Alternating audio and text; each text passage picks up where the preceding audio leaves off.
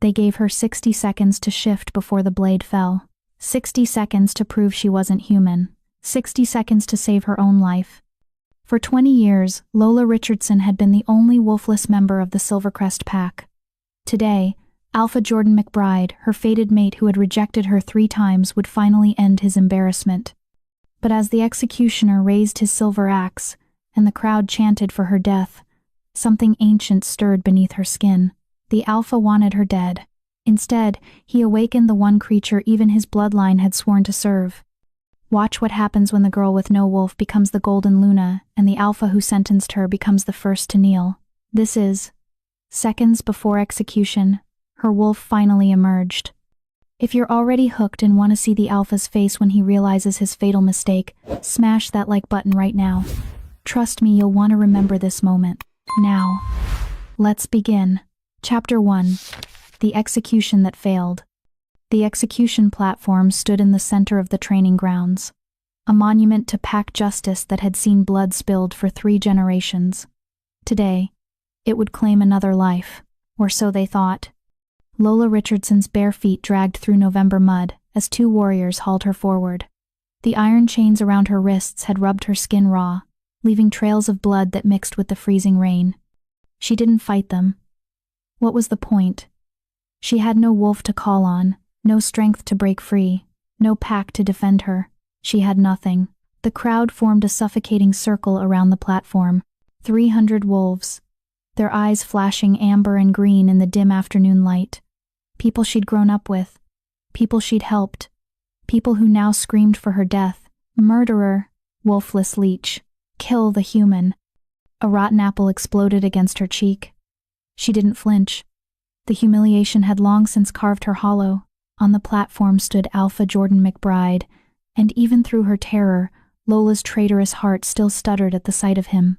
6'4" of lethal power wrapped in ceremonial black, his dark hair plastered to his forehead by rain.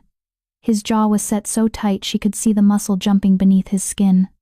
3 years ago, the moon goddess had whispered his name in Lola's dreams.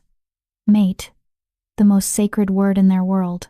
3 years ago, Jordan had looked at her with disgust and said, "I reject you." He'd rejected her twice more after that. Once when she'd tried to explain the mate bond. Once when she'd begged him to just give her a chance. 3 rejections. 3 scars burned into her soul. But the bond hadn't broken. It took both parties to sever it completely, and Jordan had never finished the ritual. He'd left her dangling in limbo, not his mate, but not free either. Just nothing. Beside him stood Rosen Willis, the beta's daughter. Beautiful. Curvaceous. Everything Lola wasn't. Roseanne clung to Jordan's arm, her perfect face arranged in fake grief, dabbing at dry eyes with a lace handkerchief. "Bring the prisoner forward," Jordan's voice boomed across the grounds. It was an alpha command, laced with power that made the wolves in the crowd whimper and bow their heads involuntarily. The warriors threw Lola down at the base of the wooden stairs. She gasped as her knees hit the mud. "Jordan, please. Do not speak my name." His growl vibrated in her bones. He descended 1 stair, looming over her like a god of vengeance. "You are accused of murdering my sister, Cassidy. You were found with her bloodied necklace in your quarters. The pack healer confirmed the scent was yours." "I didn't kill her," Lola's voice cracked. "Roseanne gave me that necklace. She said Cassidy wanted me to have it as an apology gift. I didn't know there was blood on it." Roseanne let out a theatrical sob, burying her face in Jordan's shoulder. "Oh, Jordan, how can she lie like this? I tried to be her friend. I tried to help her when everyone else mocked her for being wolfless. And now she blames me?" Jordan's arm wrapped protectively around Roseanne. When he looked back at Lola, his eyes were chips of black ice. "The evidence is irrefutable. My sister is dead. The necklace was found in your room. Your scent was all over it." "Because I held it," Lola screamed, desperation clawing up her throat. "I didn't hurt anyone. Jordan, you know me. We grew up together. You know I wouldn't." "I don't know you." His voice was cold, empty. "I know a wolfless human who somehow infiltrated my pack. I know a weak link who has brought us nothing but shame. And now I know a murderer. The crowd roared approval. "The punishment for killing pack royalty is death," Jordan announced. "Lola Richardson, you will be executed at sunset. You have one chance to prove you're not human. Shift, and I'll grant you a trial by combat instead." Lola's blood turned to ice. I can't shift. You know I can't. Then you'll die as the human you are." The warriors dragged her up the platform stairs. The wooden execution block waited, dark and stained from years of use. They forced her to her knees in front of it, positioning her neck on the curved groove worn smooth by countless condemned before her. From this angle, she could see the whole pack, hundreds of faces twisted in hatred. In the front row stood Ruth Conrad, the pack healer who had testified against her. Beside her, Henry Matthews, the head warrior who had found the necklace. And in the very back, half hidden in shadow, she saw someone else. An old woman with silver hair and cold eyes. Jordan's mother, Luna Miriam McBride. Their eyes met for just a moment. The old woman smiled. And in that smile, Lola saw the truth. But it was too late. "Executioner," Jordan's voice rang out. "Prepare the blade." A massive man in a black hood stepped forward. Dustin Gentry, the pack's executioner for 20 years. He hefted a silver axe that gleamed dully in the fading light. Silver, the one metal that could kill both werewolves and humans efficiently. The crowd began to chant, "Justice, justice, justice." Lola closed her eyes. This was it. 20 years of being called weak, useless, human. 20 years of being alone. And now, it ended here, with her mate as her executioner. "Wait." Jordan's voice cut through the chanting. The crowd fell silent. Lola's eyes snapped open. Hope fluttered weakly in her chest. Jordan descended the stairs until he stood directly in front of her. Up close, she could see the dark circles under his eyes, the tension in his shoulders. For just a moment, she thought she saw something flicker in his gaze. Doubt? Regret? "You have 60 seconds, he said quietly. 60 seconds to shift and prove you have a wolf. If you can do that, I'll grant you the trial. But if you can't..." He straightened, his face hardening back into stone. "Then you die." "Jordan, I've tried for 20 years. 60 seconds, Lola, starting now." He stepped back. The executioner moved into position, raising the axe high, and someone in the crowd began counting. 60. 59. 58. Lola's heart hammered against her ribs. She'd spent 2 decades trying to call her wolf. 2 decades of meditation, of prayers to the moon goddess, of desperate internal screaming. Nothing had ever answered. 55. 54. 53. "Please," she begged silently. "If there's any part of me that's wolf, please. I don't want to die. Not like this. Not for something I didn't do. Nothing." 48, 47, 46.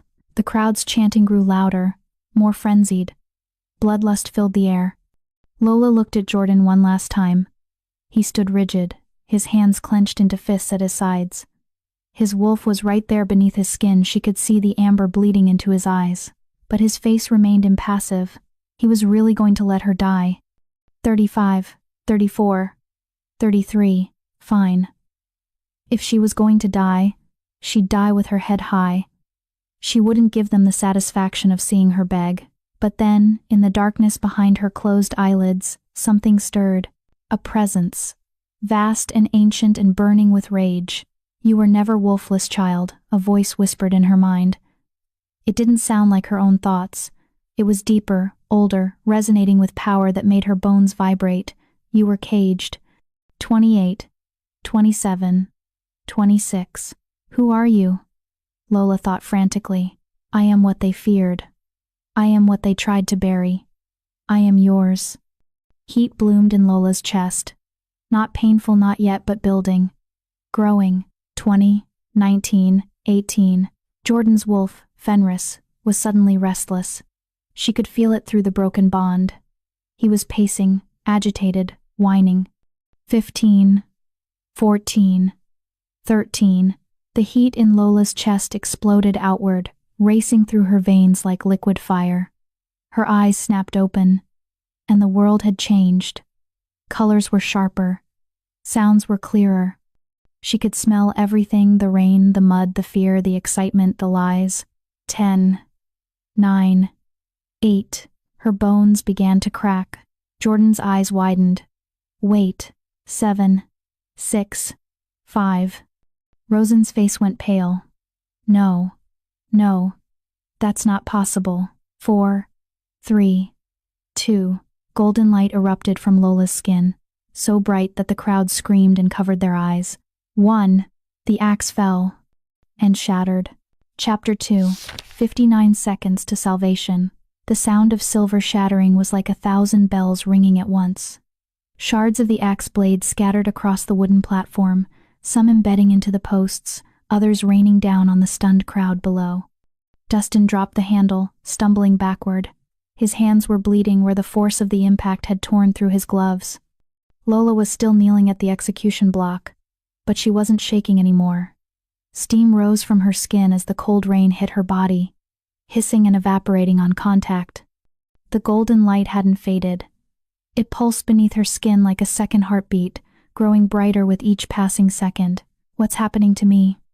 Lola thought, but the ancient presence in her mind was too busy breaking free to answer. 20 years. 20 years of being trapped, suffocated, buried alive in her own body. The wolf inside her wasn't weak.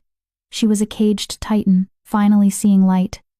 Impossible, Jordan breathed. He'd frozen mid-step, his alpha instincts screaming contradictory commands. Protect, flee, submit, submit. That last thought came from Fenris, and it terrified him.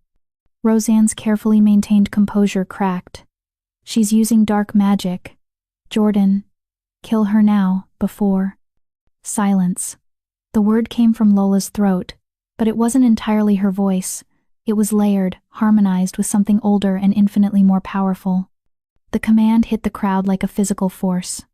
Every wolf, from the strongest warrior to the smallest omega, felt their throats close involuntarily. Even Jordan's mouth snapped shut, his alpha authority suddenly meaningless against whatever was emerging from the girl he'd tried to execute. Lola slowly lifted her head from the execution block. When she opened her eyes, they were no longer the soft hazel Jordan remembered from their childhood. They were molten gold, liquid sunlight trapped in human form. 20 years, the layered voice said. Lola rose to her feet, the iron chains around her wrists groaning. 20 years. You kept me buried, Miriam McBride. In the back of the crowd, Luna Miriam's face drained of color. 20 years of suppression spells. 20 years of wolfsbane in her food. 20 years of lies. The chains snapped like thread as Lola's muscles expanded. Did you really think you could cage a golden Luna forever? The crowd erupted into chaos. Golden Luna? That's just a myth. They've been extinct for 800 years. Run, but no one could run. The pressure of Lola's emerging aura pinned them in place, an invisible weight that grew heavier with every second. Jordan finally found his voice. Lola, wait. If you have a wolf, we can. You can what? She turned to face him fully, and Jordan actually took a step back. The mate bond, that severed, mangled thing he'd been ignoring for 3 years, suddenly roared to life. It wasn't the gentle pull it had been before. It was a demand, a biological imperative screaming at him that he was in the presence of his queen and he needed to submit now. Fenris was howling inside his head, clawing at his mental walls, desperate to break free and bow. You can give me a trial? Lola continued, her voice dripping with contempt. You can show mercy? You were going to behead me, Jordan.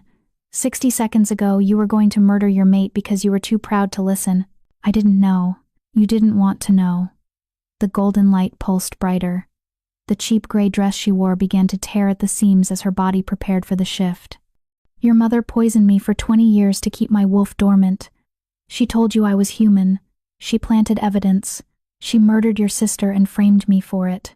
Jordan's world tilted. What? No. That's... Ask her, Lola snarled, pointing at Miriam. Ask the woman who's been standing in the back, watching her plan come to fruition. Ask her why she has Cassidy's blood on her ceremonial dress, the one she thought she'd burned. All eyes turned to Miriam. The old Luna's face was a mask of rage. You stupid girl. I did what was necessary. Do you know what a golden Luna would do to our pack? To our hierarchy? You would have usurped my son's authority. You would have. You killed Cassidy? Jordan's voice was barely a whisper. You killed my sister to frame Lola? Cassidy found out about the suppression spells, Miriam hissed. She was going to tell you. She was going to ruin everything. I built this pack, Jordan. I made you alpha, and I wasn't going to let some wolfless nobody destroy it all. The confession hung in the air. Jordan's face crumbled. Mother, what have you done? But Lola wasn't listening anymore. The wolf inside her was done being patient. It's time, the ancient voice whispered. Let me show them what they tried to destroy. Lola's bones began to break in earnest. Usually, the first shift was agony. Wolves screamed for hours as their human bodies tore apart and reformed. The lucky ones passed out from the pain. But Lola didn't scream. She threw her head back and roared. The sound was primal, inhuman, echoing across the training grounds and into the forest beyond.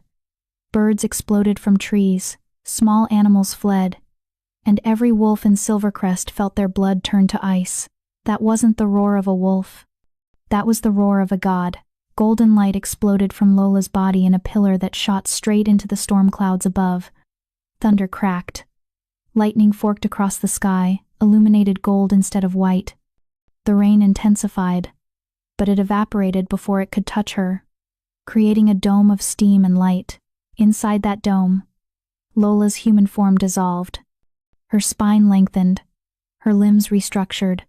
Fur erupted across her skin, not gray or brown or black like normal wolves, but shimmering metallic white tipped with gold. It looked like she was wearing armor made of starlight. Her face elongated into a muzzle lined with ivory fangs the size of daggers. Her hands and feet became massive paws, claws that could rend steel extending from them. And she grew, and grew, and grew. When the light finally faded and the steam cleared, a wolf stood on the execution platform, but calling it a wolf was like calling the ocean a puddle. She was massive, easily 10 feet tall at the shoulder, dwarfing even the largest alpha wolves. Her fur rippled with golden light, each strand seeming to generate its own luminescence. Her eyes were twin suns, blazing with intelligence and rage and power that made the air itself feel heavy. The Golden Luna, the avatar of the moon goddess, the rarest, most powerful creature in werewolf history, and Jordan had tried to kill her. The massive wolf turned her head, those burning eyes focusing on the alpha of Silvercrest. When she opened her muzzle, teeth like swords gleaming, a single word echoed in every mind present. Bow. It wasn't a request. It wasn't even a command. It was gravity. Jordan's knees buckled. He tried to resist his alpha pride screaming at him to stand, to fight, to assert dominance, but his body wouldn't obey. Fenris had completely taken over his motor functions, forcing him down, down, down until his forehead pressed into the mud. Around him, 300 wolves collapsed as one. Warriors, hunters, healers. Omegas, it didn't matter. They all fell, prostrate before the golden wolf, unable to even lift their heads. Only one person remained standing. Roseanne, trembling and pale, had managed to resist the command through sheer terror. She backed away slowly, her eyes wide. This isn't possible. This can't be. The golden wolf's gaze shifted to her. Roseanne stopped breathing. You wanted to be Luna. The wolf's voice resonated in her skull. You wanted power. You wanted him. The massive head gestured toward Jordan's prostrate form. You killed his sister. You framed me. You smiled as I was dragged to my execution. I never. Roseanne's lies died on her tongue. The golden wolf's presence made deception impossible. The truth was pulled from her like drawing poison from a wound. Fine. Yes. Roseanne screamed. I did it. Miriam and I planned it together. Cassidy found out about the suppression spells and threatened to expose us. We couldn't let her tell Jordan. And you, she jabbed a finger at the wolf, you were always in the way, the pathetic wolfless girl he was supposedly mated to. Even without a wolf, he looked at you with love, the wolf finished. He looked at me with love when we were children, before you poisoned him with lies. Before his mother convinced him I was weak. Roseanne's face twisted. You were weak. You deserve to die." The golden wolf moved. She didn't attack, not really. She simply stepped down from the platform, each pawfall shaking the ground. She walked up to Roseanne, towering over her, and lowered her massive head until they were eye to eye. "I am going to give you a gift," the wolf said. "The same gift you wanted to give me." "Nothing." The wolf's eyes flared. Roseanne screamed. She clawed at her chest, at her throat, at her head. Inside her, something was being ripped away. Her wolf, her connection to the pack mind, her supernatural healing, all of it was being stripped from her soul. When the screaming stopped, Roseanne collapsed in a heap, still breathing but hollow. Her eyes were dull, her skin had lost its golden undertone. She looked human. She was human. The wolf had made her wolfless. The ultimate punishment for a supremacist who'd always looked down on the weak. "Go," the wolf commanded. "Walk into the human world you always despised. Live among them, die among them, and know that you did this to yourself." Roseanne sobbed, broken, unable to even stand. The golden wolf turned away from her, dismissing her as irrelevant. Her eyes swept across the prostrate pack, then settled back on Jordan. He was still on his knees, his head bowed, tears streaming down his face and mixing with the mud. "Look at me, Jordan McBride." Slowly, painfully, fighting against every instinct screaming at him to keep his head down, Jordan raised his eyes. The wolf looked at him for a long moment. He felt her presence in his mind, sifting through his memories, his intentions, his regrets. It was intimate and invasive, and he couldn't stop it even if he wanted to. Finally, she spoke. "I, Lola Richardson, reject Jordan McBride as my mate. I reject him as my alpha. I reject this pack and everything it represents. The bond between us is severed." The snap was audible, like a rope breaking under too much weight. Jordan opened his mouth to scream, but no sound came out. The mate bond, that mangled, broken thing, was finally completely destroyed, and the pain was excruciating. He collapsed face first into the mud, convulsing as his soul tried to process the loss of something it had always known was there, even damaged. The golden wolf watched him writhe for a moment, her expression unreadable. Then she turned and leaped. The force of her jump cracked the execution platform in half. She sailed over the crowd's heads, over the pack boundary, and into the dark forest beyond. No one tried to stop her. No one could. As her golden form disappeared into the trees, the crushing pressure of her aura finally lifted. Wolves gasped, gulping air, their bodies trembling from the strain. Jordan lay in the mud, broken and sobbing. His mother stood frozen, her secret exposed, her plan in ruins, and Roseanne, now utterly human, curled into a ball and wished she'd never been born. The wolfless girl was gone. The golden Luna had risen, and nothing would ever be the same. Chapter 3. When Gods Kneel. The dark forest had earned its name honestly. Even in daylight, the canopy was so thick that only scattered beams of sunlight penetrated to the forest floor. At night, it was absolute darkness broken only by the occasional glow of predator eyes. This was rogue territory, the dumping ground for the exiled, the violent, the wolves too broken or too dangerous for pack life. It was also where Lola found herself 3 days after her execution. She'd been running on instinct, her massive golden form covering miles in minutes. The wolf she'd learned her name was Valeriana had guided them deeper and deeper into the wilderness, away from Silvercrest, away from Jordan, away from everything. But even gods needed rest. Lola had finally shifted back to human form in a small cave, her body exhausted from maintaining the transformation. Shifting back had been disorienting. One moment she was 10 feet of golden power, the next she was a naked, shivering 20-year-old girl covered in mud and her own sweat. "You'll get used to it," Valeriana had said in her mind before retreating to a quiet corner of Lola's consciousness. "Rest now. We're not safe yet." That had been 2 days ago. Lola had managed to find a stream, wash herself, and fashion crude clothing from large leaves and vines. She felt ridiculous, but it was better than nothing. She'd caught fish with her bare hands, her reflexes now supernaturally fast even in human form. And she'd walked, heading nowhere in particular, just away. But the dark forest wasn't empty. She'd felt them watching her for the last 6 hours. Eyes in the shadows. Footsteps that stopped when she stopped. The rustle of movement just out of sight. Rogues. As the sun set on her third day of freedom, they finally showed themselves. Lola stood in a small clearing beside a creek, drinking water from her cupped hands, when the first wolf emerged from the tree line. He was massive and gray, with mange eating away patches of his fur. One ear was torn completely off, leaving a jagged stump. His eyes were yellow and bloodshot, and saliva dripped from his jowls as he stared at her with naked hunger. "Valeriana," Lola thought urgently, "I need you." "Not yet," the golden wolf replied calmly. "Let's see how many there are first." More wolves emerged. A scarred brown female with a twisted back leg, a black male missing his right eye, a small, sickly-looking russet wolf that was all ribs and desperation.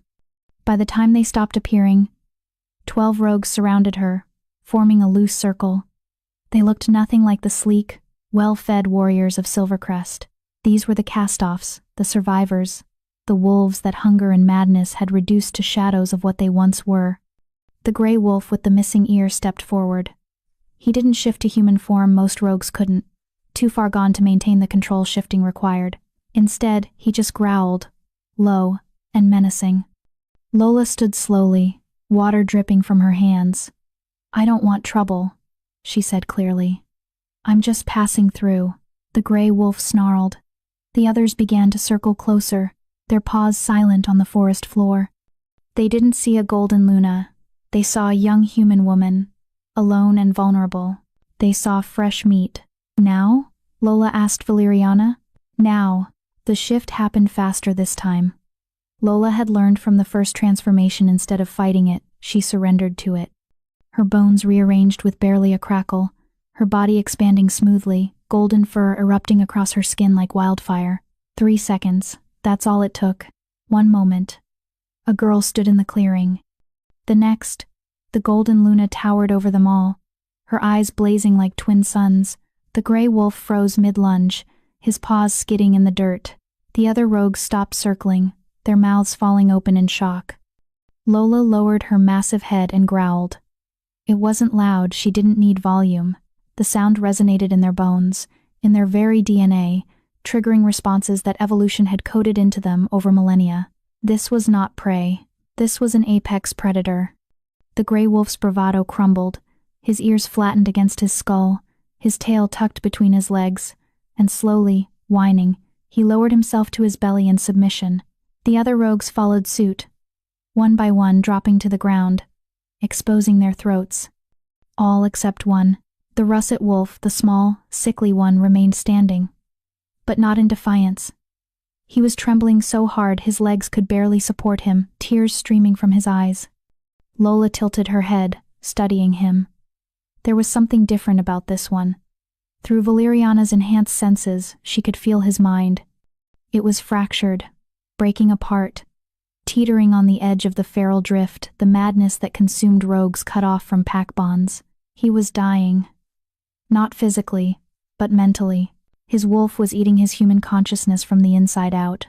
"He's so young," Valeriana whispered sadly. "Barely 18. He doesn't deserve this." "Can we help him?" Lola asked. "We can try." Lola shifted her attention fully to the russet wolf. She took a step closer, and he flinched, but didn't run. Up close, she could see the intelligence still flickering in his eyes, fighting to stay alive against the encroaching madness. She did something purely on instinct. She pressed her massive forehead against his smaller one. Golden light flowed from her into him. The russet wolf gasped, his eyes widening. Inside his mind, Lola felt Valeriana's power wrap around his fractured consciousness like a bandage, holding the pieces together, pushing back the feral drift. When she pulled away, the russet wolf collapsed, unconscious but breathing steadily. The trembling had stopped. His breathing was even. Lola looked at the other rogues, still prostrate around her.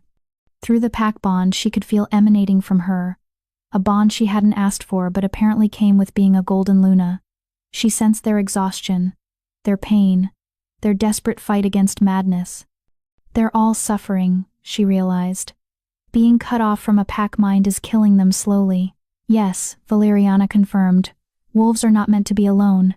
Without an alpha's anchor, without pack bonds to stabilize them, they eventually lose themselves. That's why rogues are dangerous. They're not evil. They're drowning. Can we help all of them? We can. But it will cost us energy. And it will bind them to us. Lola looked at the 12 broken wolves surrounding her. They hadn't chosen this life. Most had probably been exiled for crimes they committed while already half-mad from isolation. They were victims as much as villains. Do it, Lola decided. Valeriana didn't argue. The golden light that had flowed into the russet wolf now expanded outward, washing over all 12 rogues like a wave. They gasped as one, their eyes rolling back. Lola felt their minds connect to hers, not fully. Not like a traditional pack bond where the alpha controlled everything, but more like a network. They could feel her presence, stable and strong, anchoring them to sanity. And she could feel them. Their relief, their gratitude, their wonder. The feral drift stopped. When the light faded, the rogues slowly rose to their feet. They looked different already. Eyes clearer, posture straighter, the desperation replaced with something like hope. The gray wolf shifted to human form.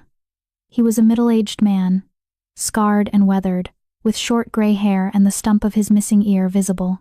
He fell to his knees, not in submission this time, but in genuine reverence. "My name is Tommy Blake," he said, his voice rough from disuse. "I was exiled from the Northern Ridge Pack 15 years ago for killing a warrior who attacked my daughter. I've been alone ever since." Tears streamed down his weathered face. "The silence in my head. It's gone. I can think clearly for the first time in a decade. Whatever you are, whoever you are, thank you."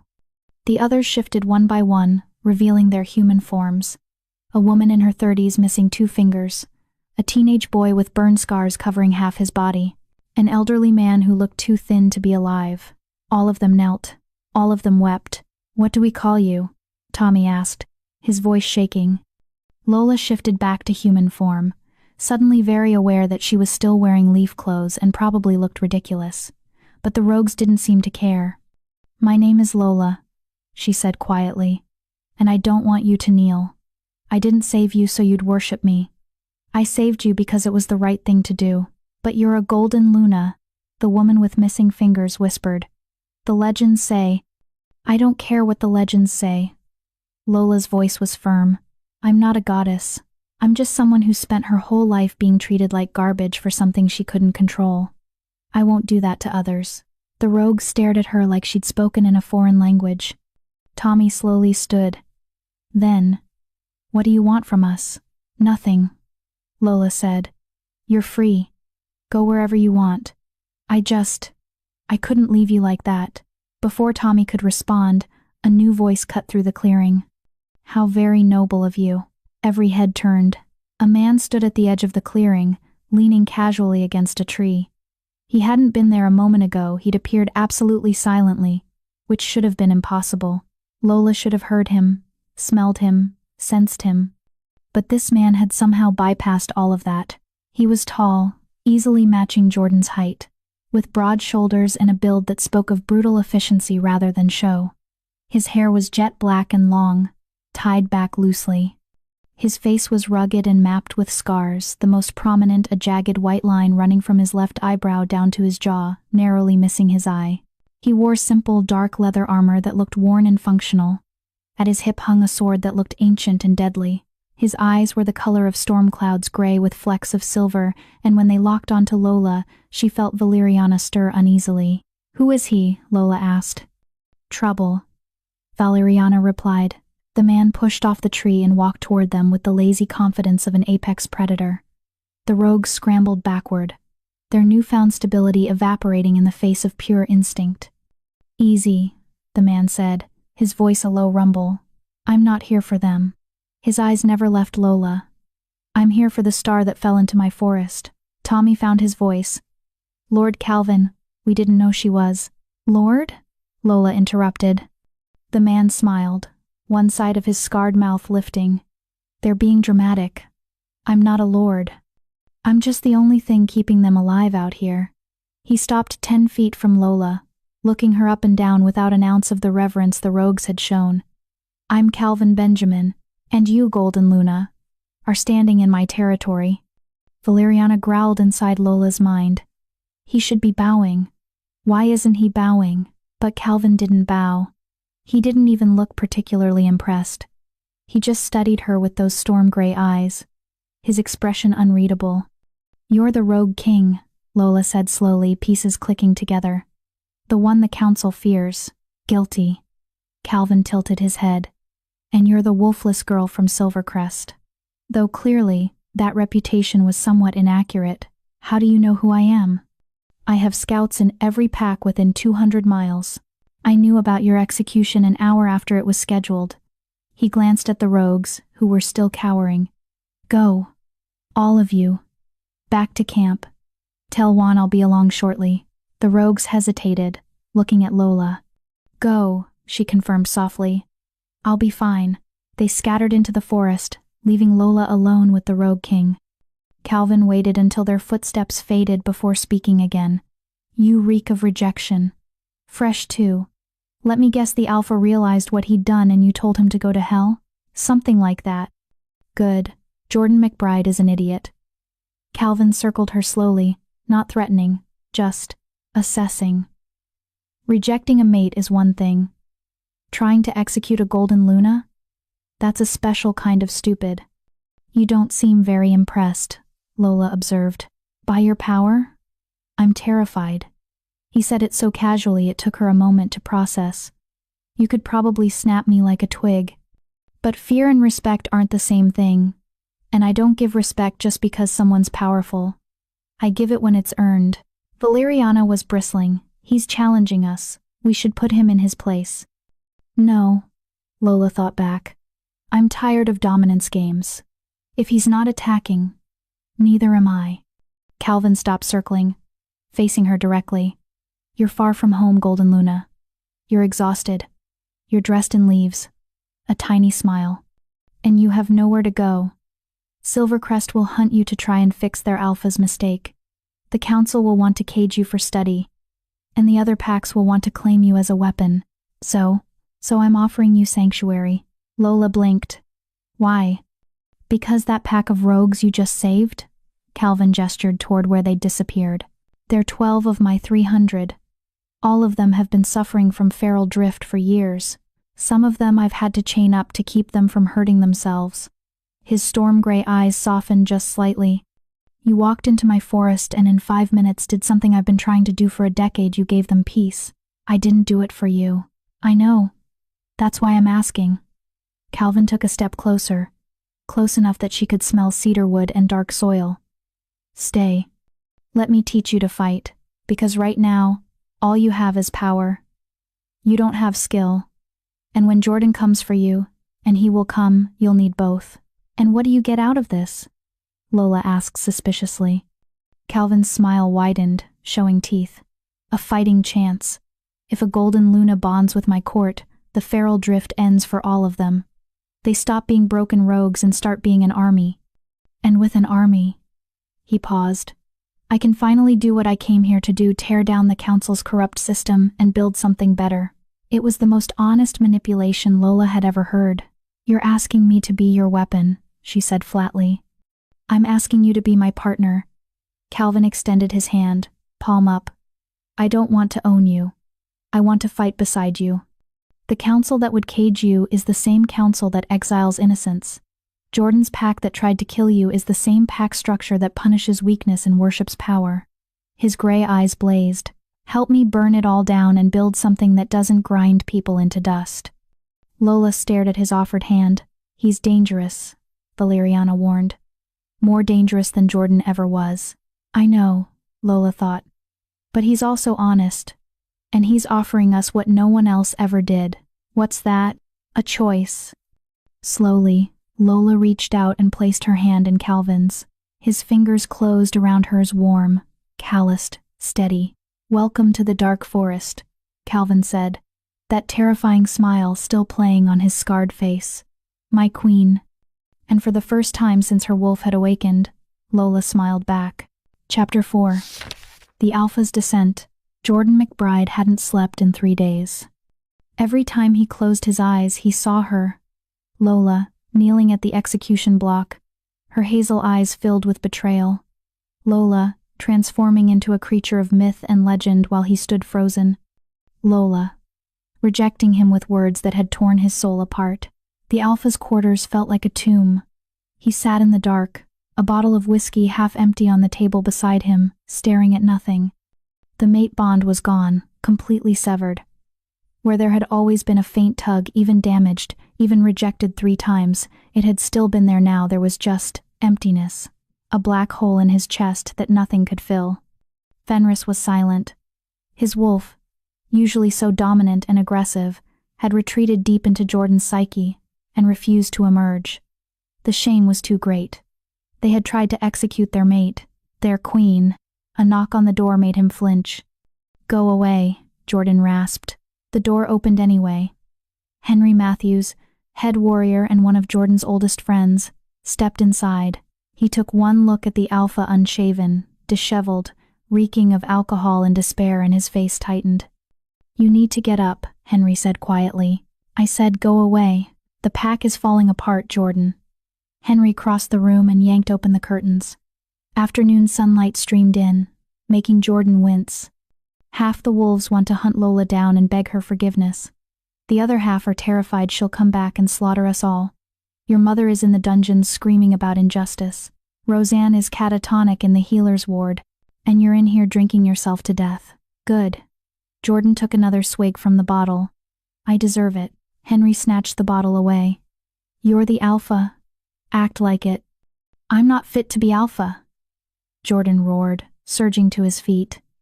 The movement made his head spin, but rage kept him upright. "I sentenced an innocent woman to death. I rejected my true mate 3 times. I let my mother murder my sister and frame someone else for it. What kind of Alpha does that?" "A blind one," Henry said harshly. "A stupid one. But you're still breathing, which means you still have a chance to fix it." "There's no fixing this." Jordan slumped back into his chair. "She rejected me. The bond is gone. She's gone. Then go after her." Jordan laughed bitterly. "And say what?" "Sorry I tried to behead you. Please take me back." "She's a golden Luna, Henry. She doesn't need me. She doesn't need anyone." Henry was quiet for a moment. Then he pulled up a chair and sat down, forcing Jordan to look at him. "When we were kids," Henry said slowly. "Do you remember what Lola used to do every morning?" Jordan frowned. "What?" "She'd bring you breakfast. Every single morning from when we were 8 until you rejected her at 17. She'd wake up early, help the Omegas cook, and bring you a plate, even after you started treating her like garbage. She still did it. For 9 years. Jordan's throat tightened. "She tutored my little brother in mathematics when he was failing," Henry continued. "She helped Ruth with her healing herbs even though Ruth testified against her. She never missed a pack run, even though she couldn't shift and had to follow on foot." His voice hardened. "Lola spent 20 years trying to be worthy of a pack that treated her like trash. And you spent 20 years proving you weren't worthy of her." The words hit like physical blows.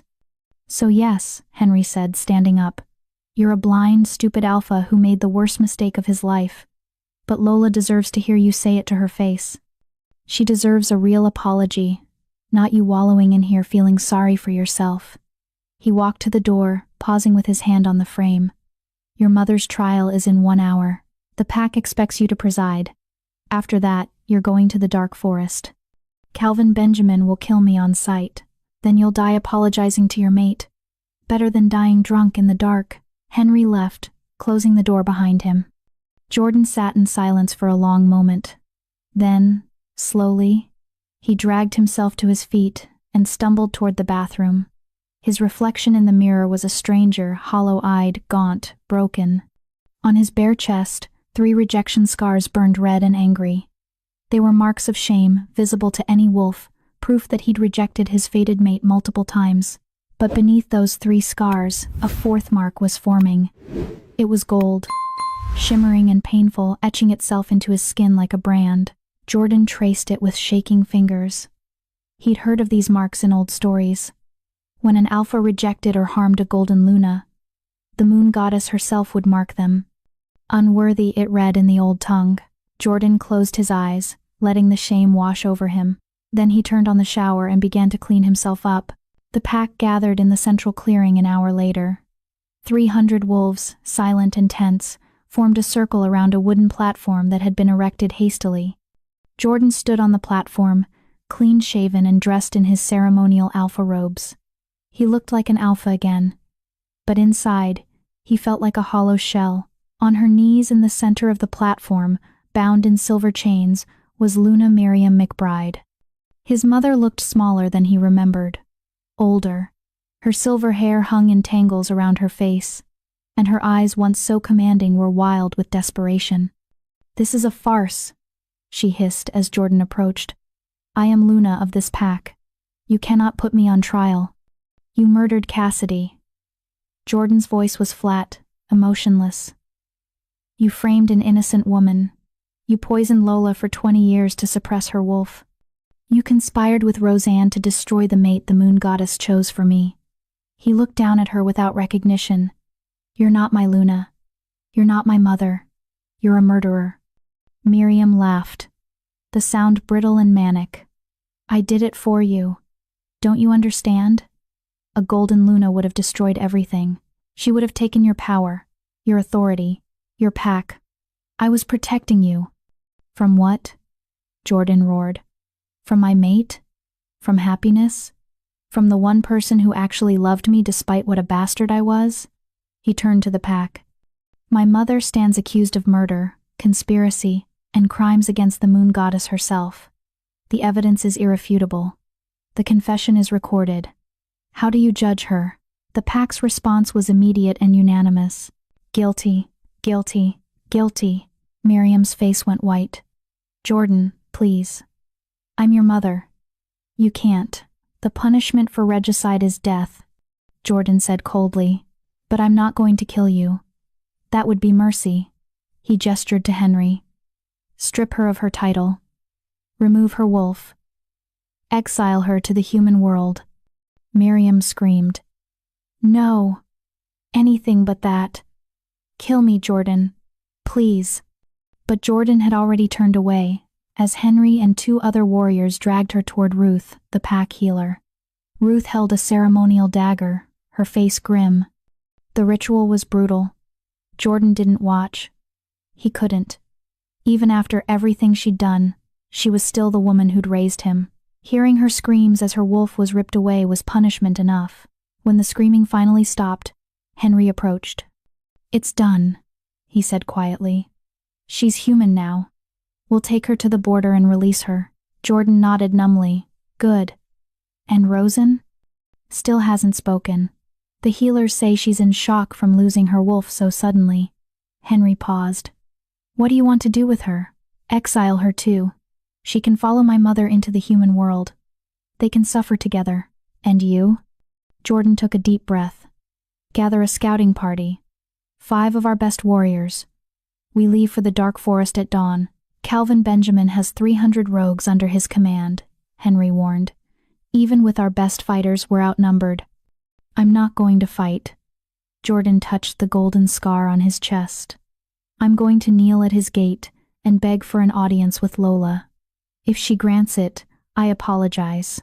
If she doesn't," he shrugged, "then I deserve whatever happens." Henry studied him for a long moment. "You know she might kill you." "I know. And you're going anyway. I owe her that much." Jordan's voice cracked slightly. "I owe her everything."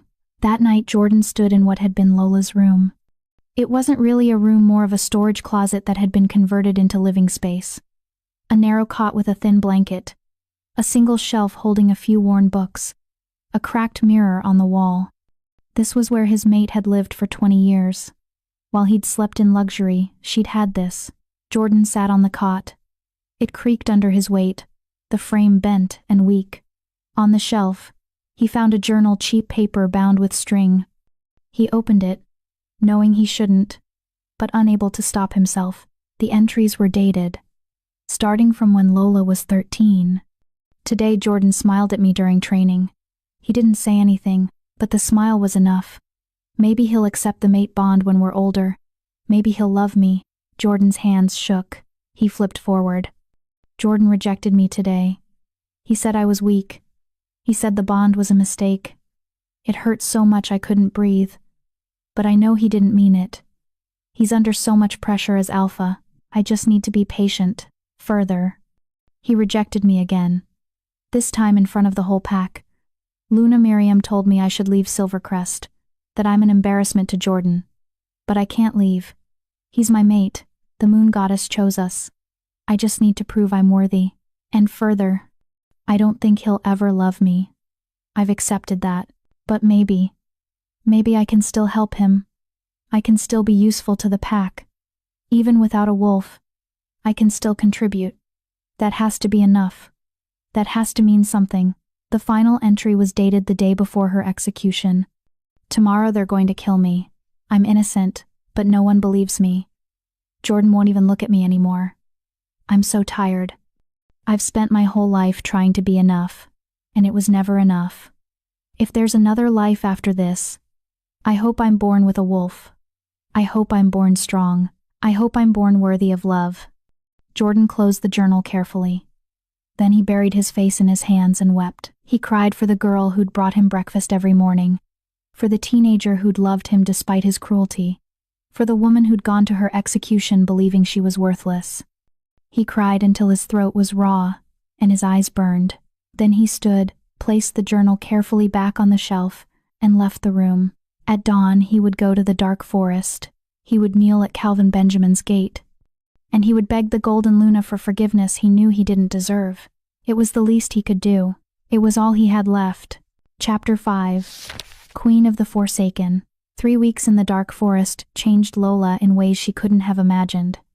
The rogue settlement wasn't the lawless wasteland she'd expected. It was a functioning community, crude and rough around the edges, but organized. Cabins built from salvaged wood dotted the forest floor. A central fire pit served as gathering place and kitchen. Children played under the watchful eyes of Omega caretakers. Warriors trained in a cleared area, their movements efficient and brutal. It was a pack. Just one the council refused to acknowledge. Calvin's main dwelling was built into the side of a cliff overlooking the valley. It was larger than the others, but not by much, functional rather than ostentatious. He'd given Lola his bed that first night, insisting he'd sleep on the floor. She'd argued. He'd won by simply lying down on the floor and closing his eyes while she was mid-sentence. Now, 3 weeks later, they'd fallen into a rhythm. Lola woke before dawn. The golden wolf inside her didn't need much sleep. Valeriana was always alert, always aware. She'd learned to meditate, to sink into that space where human and wolf coexisted peacefully, sharing the same mind without fighting for control. Then came training. Calvin was a brutal teacher. Again, he barked as Lola picked herself up from the dirt for the 15th time that morning. They were in the training yard, surrounded by a circle of watching rogues. Lola was in human form, wearing simple leather pants and a wrapped chest binding Calvin had provided. Her opponent was a massive warrior named Tomas Osborne, 7 feet of solid muscle covered in scars. "I'm trying," Lola panted, wiping blood from her split lip. "Trying isn't enough." Calvin leaned against a tree, arms crossed. "You've got the most powerful wolf on the planet inside you. But right now, in human form, you fight like someone who's never been in a real battle, because you haven't. I know how to fight. I trained with Silvercrest." "You trained to lose," Calvin interrupted. "They put you with the Omegas and taught you basic self-defense. That's not combat. That's survival. There's a difference." Tomas rumbled his agreement. He was mute, his vocal cords had been damaged in whatever incident had gotten him exiled, but his meaning was clear. "Combat is about ending the threat." Calvin continued. "You don't fight to defend, you fight to win, now again. And this time stop pulling your punches, Tomas can take it." Lola squared her stance, facing the giant warrior. Her body ached. She'd been training for 6 hours straight, and even with Valeriana's enhanced healing, she felt every bruise and scrape. But she understood what Calvin was doing. He was teaching her that power without skill was just flailing. Valeriana could destroy armies in wolf form, but Lola needed to be able to protect herself as a human too. Tomas moved first, his massive fist arcing toward her face. This time, Lola didn't try to block. She slipped sideways, letting his momentum carry him forward, and drove her elbow into his kidney. Tomas grunted the first sound of pain she'd gotten from him. Better, Calvin called. But you're still hesitating. You had an opening for his throat and you took his kidney instead. Why? I didn't want to hurt him badly. He's trying to kill you, Lola. In training, sure, he'll stop before actual damage. But in a real fight, your enemies won't show mercy. Neither should you. Tomas came at her again. Faster this time. Lola ducked under his swing, hooked her foot behind his knee, and yanked. The giant warrior went down hard, and Lola pounced, her hand at his throat before she'd consciously decided to move. Tomas tapped the ground twice. Yield. The watching rogues burst into applause and howls. Calvin pushed off the tree, a slight smile playing on his scarred face. Now that's more like it.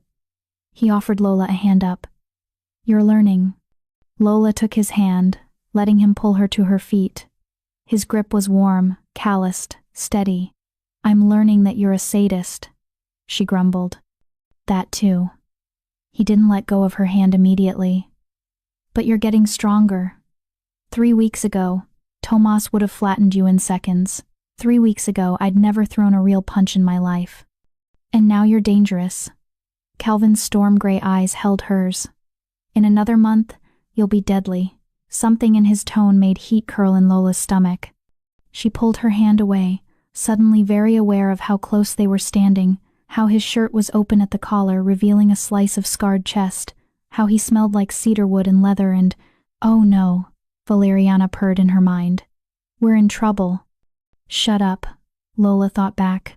Calvin, oblivious to her internal panic, turned to address the watching crowd. That's enough for today. Tomas, good work.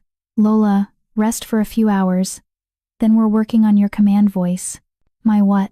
Your alpha command. You used it once during your transformation, but you haven't accessed it since.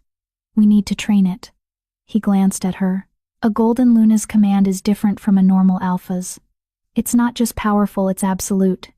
But if you can't control it, you'll either burn yourself out or accidentally dominate someone you don't mean to. Lola nodded. She'd felt the command that day at her execution, the overwhelming force that had dropped 300 wolves to their knees. The power had been intoxicating and terrifying in equal measure. Go clean up, Calvin said. There's a hot spring about half a mile north. Juan will show you the way. The hot spring was hidden in a grove of ancient pines, steam rising from the water in ghostly wisps. Juan Crowley, Calvin's second in command and a cheerful man despite the burn scars covering half his body, had led Lola there and then tactfully disappeared. Lola sank into the water with a groan of relief. The heat worked into her sore muscles, easing the tension. She floated on her back, staring up at the canopy, and let her mind wander. 3 weeks. She'd been in the dark forest for 3 weeks, and already it felt more like home than Silvercrest ever had. The rogues didn't treat her like a goddess. They treated her like Lola. They asked her opinion on things. They laughed at her jokes. They didn't bow unless it was formal occasions, and even then, it felt respectful rather than fearful. And Calvin was complicated. He pushed her during training, never accepting less than her best, but he also sat with her by the fire at night, teaching her the pack's history, explaining the politics of the supernatural world. He was brutally honest, sometimes to the point of rudeness, but he'd never once lied to her. He didn't worship her power, he challenged it. And somehow, that made her want to be around him more, not less. You're falling for him, Valeriana observed. I am not. Your heart rate increases when he's near. Your scent changes. You stare at his hands when he's explaining combat techniques. I do not, Lola paused. Do I really stare at his hands? Constantly. It's embarrassing. Lola dunked her head under water to hide her flush, even though no one was around to see it. When she surfaced, she wasn't alone anymore. Calvin stood at the edge of the spring, his back to her, holding a bundle of clean clothes. Sorry. Didn't mean to intrude. Juan said you'd been gone a while, so I brought you something to change into. Lola sank lower in the water, suddenly very aware of her nakedness. Thanks. You can just leave them on that rock. Calvin set the clothes down, but instead of leaving, He sat on a boulder near the water's edge, still with his back to her, giving her privacy. We need to talk about what happens next. What do you mean? You've been here 3 weeks. The pack is stabilizing. None of my rogues have shown signs of feral drift since you arrived. You're learning combat, but you can't hide forever. He was quiet for a moment. Jordan McBride is coming. Lola's stomach dropped. How do you know? My scouts spotted Silvercrest warriors at the border 2 days ago. Small scouting party, only 5 wolves. And Jordan himself, riding at the front. Calvin's voice was carefully neutral. He's been camped at our gate for 48 hours now, kneeling. No weapons. Waiting for permission to enter. Lola's breath caught. He's kneeling? For 2 days straight. No food, no water, no shelter. Just kneeling in the mud. Waiting for you to grant him an audience. He's suffering, Valeriana whispered, and there was something almost sad in her tone. The bond is severed, but the guilt is eating him alive. I don't want to see him, Lola said, but her voice lacked conviction. That's your choice, Calvin said. I can send him away.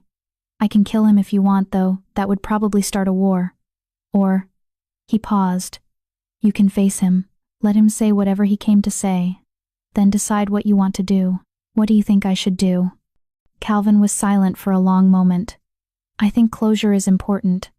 I think you spent 20 years loving someone who hurt you, and you deserve to hear him grovel. I think, he trailed off. What? I think I'm biased, he admitted. Because the idea of you going back to him makes me want to tear something apart. But that's my problem. Not yours. Lola's heart stuttered. Calvin. Don't. He stood abruptly. Don't address it right now. You've got enough to deal with. He started walking away, then paused. For what it's worth. You're not the wolfless girl anymore, Lola. You don't owe Jordan anything. Whatever you decide, make sure it's what you want. Not what you think you should do. Not what he wants. What you want. He disappeared into the trees before she could respond.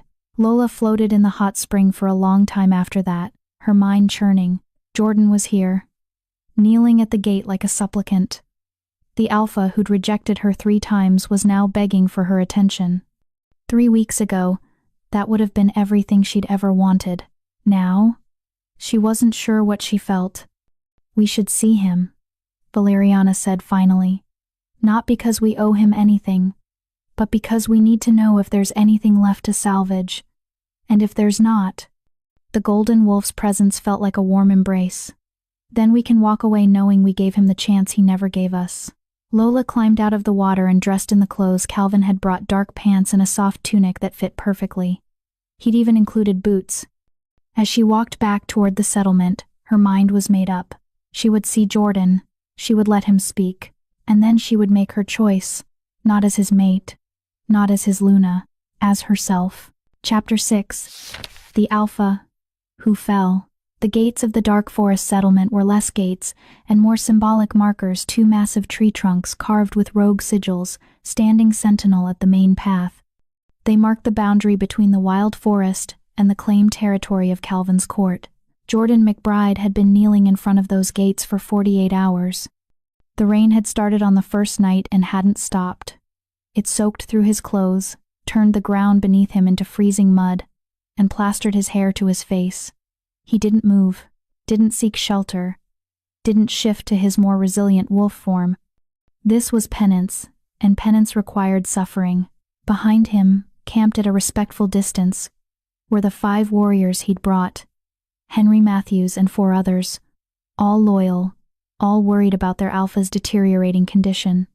He's going to die if he stays out here much longer, one of them muttered, a young warrior named Christopher Dyer. Henry didn't respond. He just kept watching Jordan's motionless form. The rogues watched too. They lined the settlement side of the gate, dozens of them, staring at the alpha who'd come unarmed and alone. Some looked curious, others looked hostile, a few looked almost pitying. On the 3rd morning, as weak sunlight finally broke through the clouds, the crowd of rogues parted. Lola walked through. Jordan didn't see her at first. His head was bowed, his eyes closed, his entire body trembling from exhaustion and cold. He was deep in meditation, using every ounce of his alpha willpower to keep himself upright. Then he felt it, that phantom sensation where the mate bond used to be. Not the bond itself that was gone, but the echo of it, the muscle memory of connection. His eyes opened slowly. Lola stood 10 feet away, flanked by Calvin on one side and Juan on the other. She wore dark leather armor that fit her like a second skin, her hair braided back in a warrior's style. She looked strong, healthy, powerful. She looked nothing like the girl he'd sentenced to death. Jordan's breath caught. Behind her, the golden Luna's presence radiated like heat from a forge. Even suppressed, even controlled, he could feel the weight of her power pressing down on him. It made his knees ache to stay locked, made every instinct scream at him to drop fully prostrate. But he'd promised himself he wouldn't move until she acknowledged him. Lola studied him with eyes that revealed nothing. "You've been kneeling for 2 days." "Yes." Jordan's voice was hoarse from disuse. "Why?" "Because I need to speak with you. And I have no right to demand your time." He swallowed hard. "So I wait until you choose to grant it." Calvin made a sound that might have been a scoff. "Poetic. 3 weeks ago, you were going to behead her.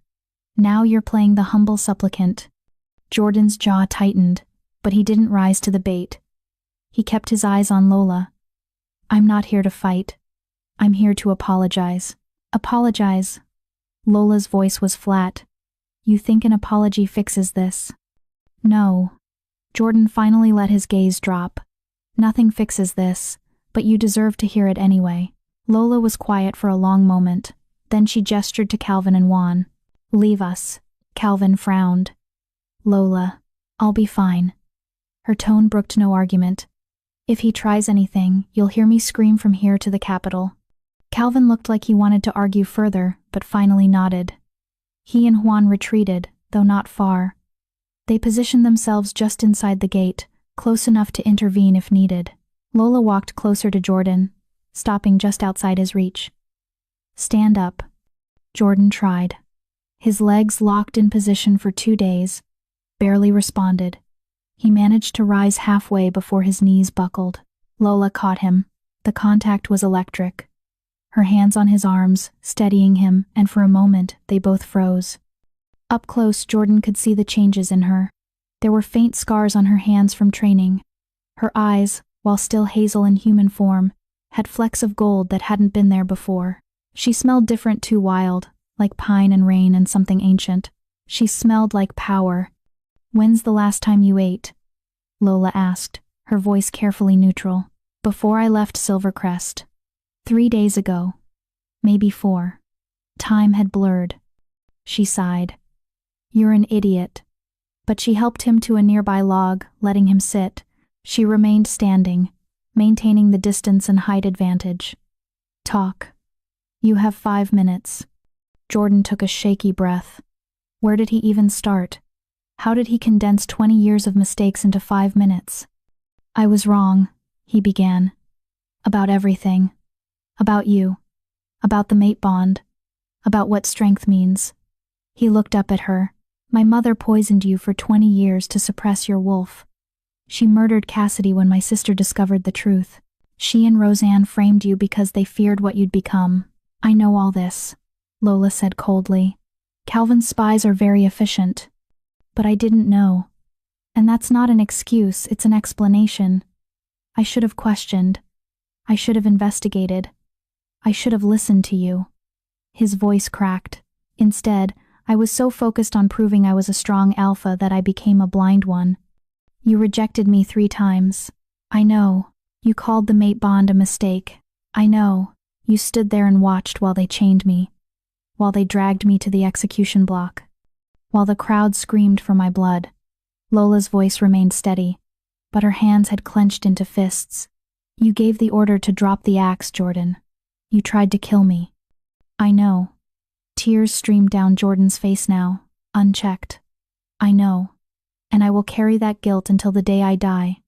I rejected the greatest gift the moon goddess could have given me. I tried to destroy something precious because I was too arrogant to see its value." He touched his chest, where the golden scar burned. I'm marked. Unworthy. And I deserve it. Lola's expression flickered just for a moment with something that might have been sympathy. Why are you here, Jordan? What do you want from me? Nothing, he said immediately. I don't. I'm not here to ask you to take me back. The bond is severed. I know that can't be repaired. He struggled to find the words. I needed you to know that I'm sorry, that I was wrong, that you were always worthy. I was the one who wasn't. That's it? You kneel in the mud for 2 days just to apologize? You deserved a real apology, not me wallowing in self-pity in my quarters. You deserved to hear it to your face. Jordan wiped his eyes with the back of his hand. And I brought you something. A peace offering. He reached into his jacket, moving slowly so Calvin and Juan wouldn't think he was drawing a weapon, and pulled out a small wooden box. Lola eyed it suspiciously. What is it? Evidence. Everything we found after you left. My mother's journals detailing the suppression spells. The Wolfsbane supplier's receipts. The blood analysis proving Cassidy's murder. He offered it to her. I've already executed the sentence for my mother and Roseanne. They're exiled to the human world, stripped of their wolves. But if you want to bring additional charges to the council, this evidence is yours. Lola took the box slowly, opening it. Inside were documents, sealed vials, and what looked like a dried flower pressed between pages. What's this? She held up the flower. Jordan's voice went soft. A moonflower. You gave it to me when we were 10. You said it reminded you of the moon goddess, and you hoped it would bring me luck in my alpha trials. He swallowed. I kept it all these years. Even when I was cruel to you, even when I rejected you, I couldn't throw it away. Lola stared at the pressed flower for a long moment. Then she closed the box with a snap. Your 5 minutes are up. Jordan nodded and stood, his legs still shaky but holding. Thank you for listening. I'll leave now. Wait. Lola's voice stopped him. She was quiet for a moment, her jaw working like she was fighting with herself. I don't forgive you, Jordan. I don't expect you to. But, she continued, I don't hate you either. You were manipulated. You were lied to. You made terrible choices based on false information. She met his eyes. You're not evil. You're just broken. Jordan felt something crack inside his chest.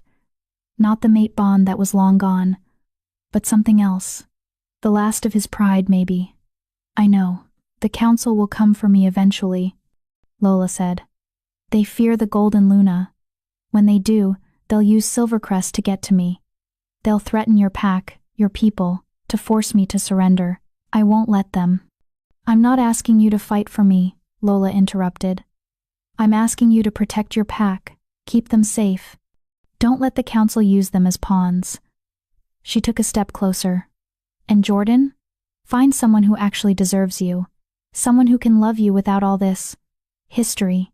There's no one else, Jordan said hoarsely.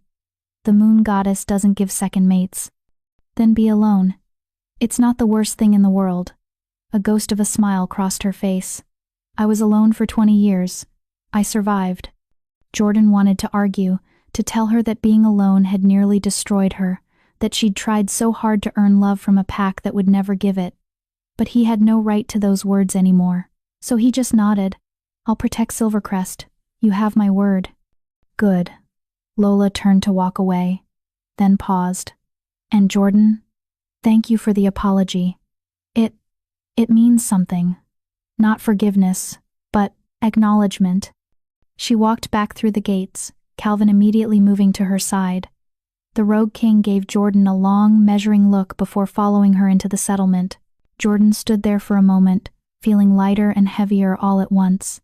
He'd said what he needed to say. He'd apologized. He'd accepted that Lola was lost to him forever. It should have felt like closure. Instead, it felt like a door closing on the only good thing he'd ever been given. Henry appeared at his elbow. How do you feel? Jordan watched Lola's retreating figure until she disappeared among the trees.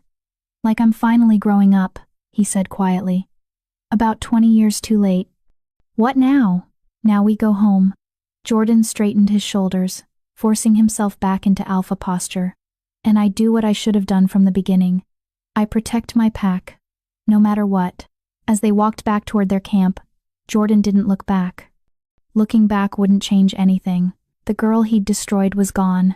In her place was a queen he would spend the rest of his life trying to deserve, even from a distance.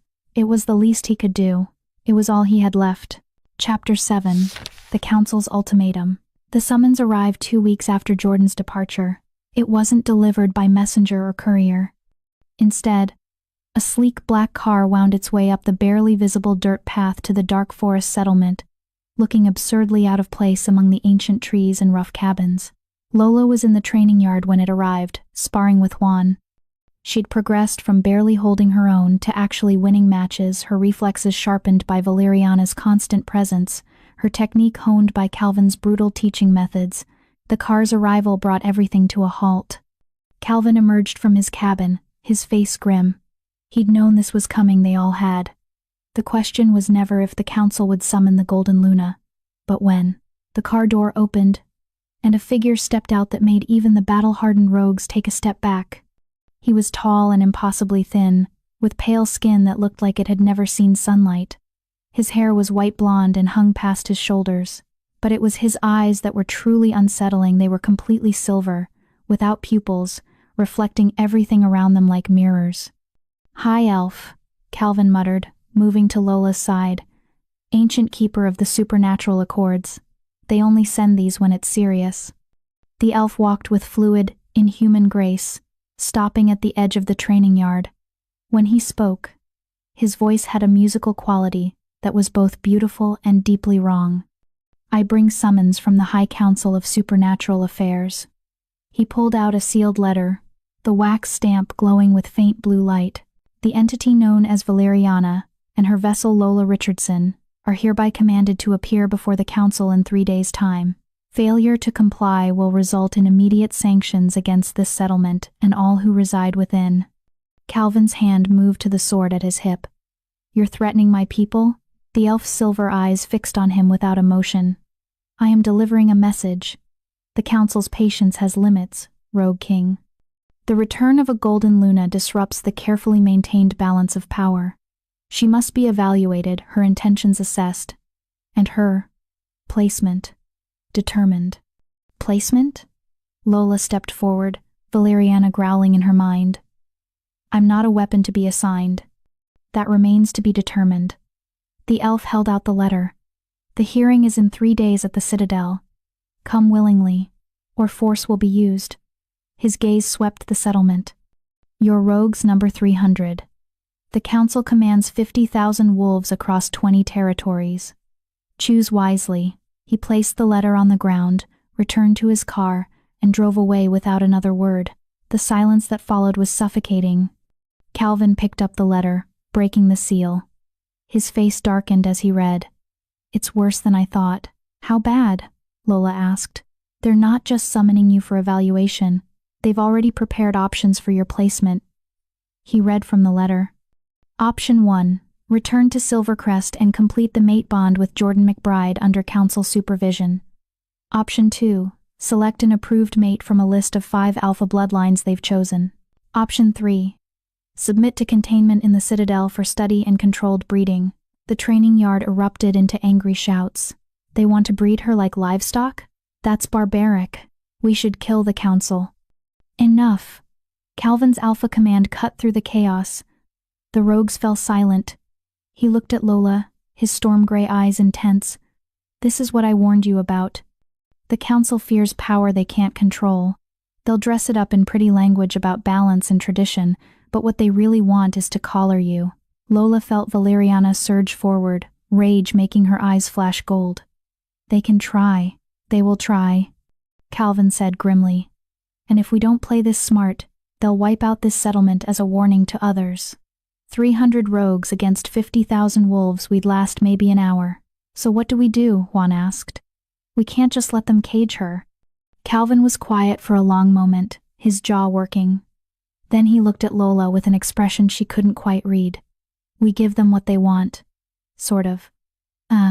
What do you mean?" "The council wants you paired with an approved bloodline. Someone they can control through you. Calvin's hand moved to his sword hilt, not threateningly, but like a nervous habit. So we give you a mate, just not one of theirs. Understanding crashed over Lola like a wave. You're suggesting a political bonding. Not a mate bond, those can't be forced, but a formal alliance bond. Calvin's voice was carefully neutral. You claim me as your chosen partner. I claim you as mine. It's not the same as the moon goddess's blessing, but in the eyes of supernatural law, it's binding. You'd do that? Lola breathed. Tie yourself to me politically? That would make you a target too. I've been a target my whole life. Calvin's scarred face split into that terrifying smile. Besides, I'm tired of the council deciding who deserves power and who doesn't. If having the Golden Luna as my partner means I can finally tear down their corrupt system, well, that's a bonus. This isn't a joke, Calvin. They'll try to kill you. Let them try. He took a step closer, lowering his voice so only she could hear. But I need to know something first. Can you stand the thought of being bound to me, even politically? Even temporarily? Because once we do this, there's no taking it back without severe consequences. Lola looked at him. Really looked at him. Calvin Benjamin. The Rogue King. The man who'd given her shelter when she had nowhere to go. Who'd trained her to fight.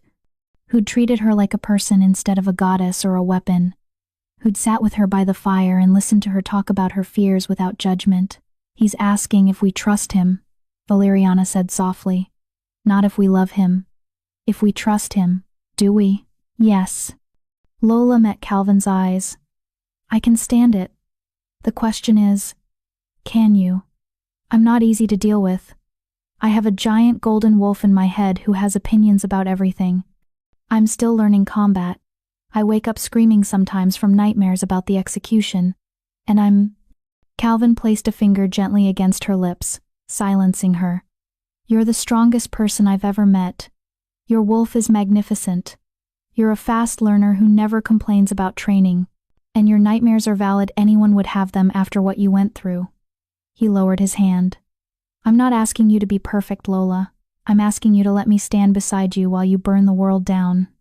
Something warm unfurled in Lola's chest. That's the most romantic thing anyone's ever said to me. I aim to please. There's one problem, though. Juan interrupted, making them both jump. They'd forgotten the entire training yard was watching. A political bonding requires the consent of both parties' pack alphas. Lola doesn't have a pack alpha anymore, and Calvin. He trailed off meaningfully. I'm in exile, Calvin finished. I have no pack to negotiate with. Actually, a new voice said from the edge of the clearing. That's not entirely true. Everyone turned. Jordan McBride stood at the settlement entrance, flanked by Henry and 3 other Silvercrest warriors. He looked better than he had 2 weeks ago, clean, fed, rested, but there was something different about him.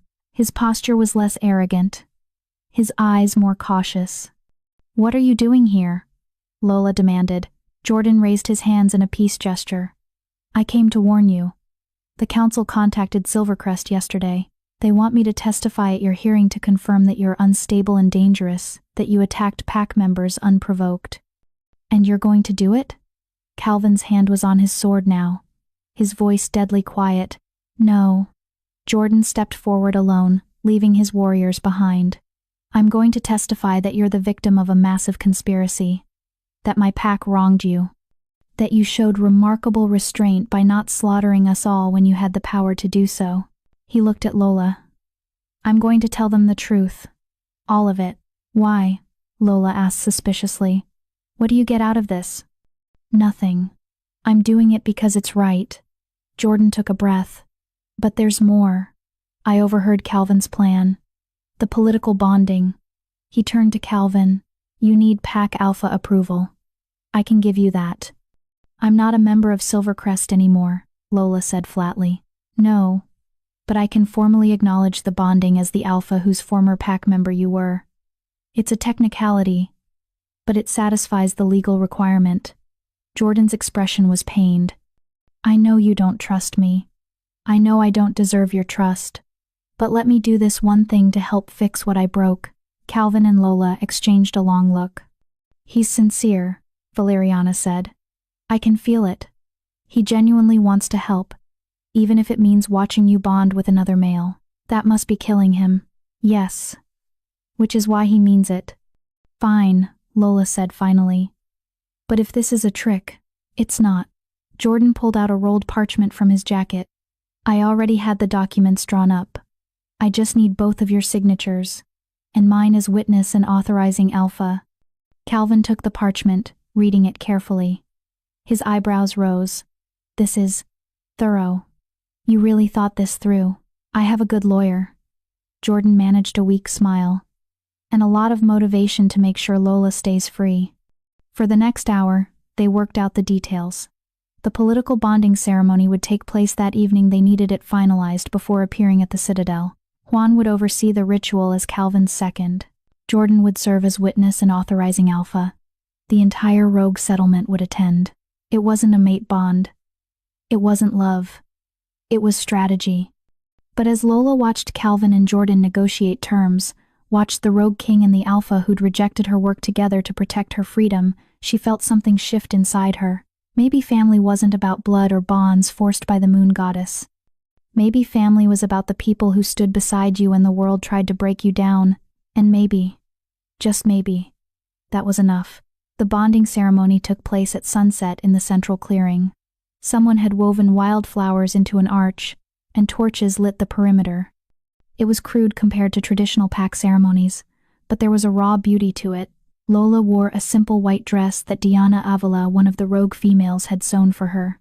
Calvin wore his best leather armor, his long black hair tied back, his scars on full display. They faced each other under the flower arch, while Juan spoke the ritual words. We gather to witness a bonding of choice, not fate. A partnership built on respect, trust, and shared purpose. Juan looked at Calvin. Calvin Benjamin, Rogue King. Do you claim this woman as your partner? Do you swear to stand beside her in battle, to protect her freedom, and to honor her choices? I do, Calvin said, his voice steady and sure. Juan turned to Lola. Lola Richardson, Golden Luna, do you claim this man as your partner? Do you swear to stand beside him in battle, to fight for his people, and to honor his choices? Lola's heart was pounding. This was real. This was happening. I do. Then by the old laws and the new, by moon and blood and choice, I recognize this bond. Juan pulled out a ceremonial blade. Blood seals the agreement. Calvin offered his palm first. Juan made a quick, shallow cut. Then Lola did the same. She didn't flinch. She'd endured far worse in training. They pressed their bleeding palms together. The effect was immediate and startling. A warm rush of energy flowed between them, not the overwhelming force of a mate bond, but something gentler, a connection, an awareness of each other that went deeper than physical. Lola gasped. She could feel Calvin's heartbeat like it was her own, could sense his emotions, determination, protectiveness, and underneath it all, something that felt almost like affection. He actually cares about us, Valeriana said, surprised. Not just about our power, about us. When they pulled their hands apart, the cuts had already healed, leaving only faint white scars in the exact same place on both palms. It's done, Juan announced. They are bonded. The rogues erupted into cheers and howls. Calvin smiled at her, a real smile, not the terrifying battle grin. How does it feel? Strange, Lola admitted. But good. Safe. Good. He squeezed her hand once more before releasing it. Because tomorrow, we go to war with the council. And I need you to promise me something. What? No matter what happens in that citadel, no matter what they say or threaten, you don't let them cage you. His storm-gray eyes blazed. You're a queen, Lola. Queens don't bow. They make others kneel. Lola felt Valeriana surge forward in agreement. I promise. Then let's show them what happens when you try to call her a Golden Luna. As the celebration continued around them, as rogues danced and sang and Jordan watched from the shadows with a bittersweet expression, Lola looked up at the rising moon. Tomorrow, she thought, everything changes. Tomorrow, Valeriana agreed. We stop running. Tomorrow, we fight. Chapter 8. The Assassination and the Awakening. The citadel rose from white cliffs like a monument to ancient power. It was beautiful in the way glaciers were beautiful, cold, sterile, and utterly inhuman. Glass and white stone spiraled upward in impossible architecture, reflecting the morning sun in blinding shards of light. Lola stood at the base of the massive steps leading to the entrance, Calvin at her side. Behind them, 20 rogues formed an honor guard warriors. Calvin had insisted on bringing, despite the council's demand that they come alone. "They won't like this," Lola murmured. "They don't have to like it." Calvin's hand rested casually on his sword hilt. "We're not here to make friends." Jordan had arrived separately with his own delegation, as had representatives from 6 other major packs. The citadel was crawling with supernatural beings, werewolves, yes, but also vampires, shifters of various species, and creatures Lola didn't have names for. All of them stopped to stare as she passed. Word had spread. The Golden Luna wasn't just myth anymore. She was real. And she was here. The main hall was circular and cavernous, designed to hold thousands.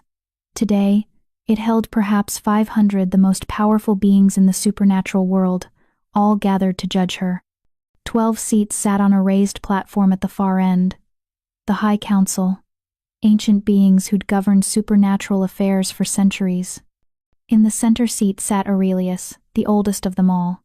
He looked human, but there was something wrong about his proportions, his limbs too long, his fingers with too many joints.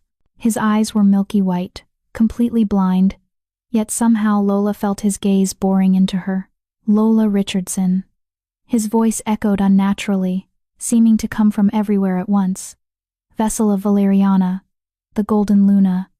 You stand accused of harboring a biological weapon in rogue territory, of rejecting your fated mate and destabilizing pack bonds across the region, of using your power to dominate and control without authorization. How do you plead?" "Not guilty," Lola said clearly. Her voice didn't shake. "To all charges." Murmurs rippled through the crowd. "You reject your crimes?" Another council member spoke, a woman with sharp features and eyes like a hawk. "We have testimony that you destroyed pack property, rendered multiple wolves unconscious with your aura, and fled lawful jurisdiction." "I destroyed an execution platform that was being used to murder me," Lola corrected. "I rendered wolves unconscious because the alternative was slaughtering them. And I fled because staying meant death for a crime I didn't commit." "You claim innocence in the murder of Cassidy McBride?" "I was framed." Lola gestured to Jordan, who stood with the Silvercrest delegation. "Alpha Jordan McBride has evidence proving my innocence and identifying the real murderers. Perhaps the council should have investigated before summoning me." Jordan stepped forward, bowing respectfully. "With the council's permission, I'd like to submit evidence." Aurelius waved a too long hand. "Proceed." For the next 20 minutes, Jordan presented everything. His mother's journals detailing the suppression spells, the Wolfsbane supplier's testimony, the blood analysis, witness statements from pack members who'd seen Miriam and Roseanne conspiring. By the time he finished, even the council looked uncomfortable. "This is troubling," Aurelius admitted. "If true, it suggests Alpha Jordan's pack engaged in systematic abuse and attempted murder of a Golden Luna. That alone would warrant severe sanctions." "It's all true," Jordan said firmly. "I take full responsibility as the Alpha who allowed it to happen. But Lola Richardson is innocent of all charges. She's the victim here, not the criminal." "That remains to be determined." The hawk-eyed woman leaned forward. "Even if innocent of murder, the fact remains that a Golden Luna exists. The last time one walked the earth, she started a war that killed thousands. We cannot allow such power to exist unchecked." "So you want to cage me," Lola said flatly. "Dress it up however you like. But that's what this is about. You're afraid of what I represent." "We are concerned about balance," Aurelius corrected. "The Golden Luna belongs to no single pack. She is a heritage asset." "I'm not an asset." Valeriana surged forward, making Lola's eyes flash gold. "I'm a person, and I won't be treated like property." The temperature in the hall dropped as her power radiated outward. Wolves throughout the crowd whimpered, their necks bending involuntarily. "Control yourself," Aurelius commanded. but there was a thread of fear in his voice now. Calvin stepped forward, placing a hand on Lola's shoulder.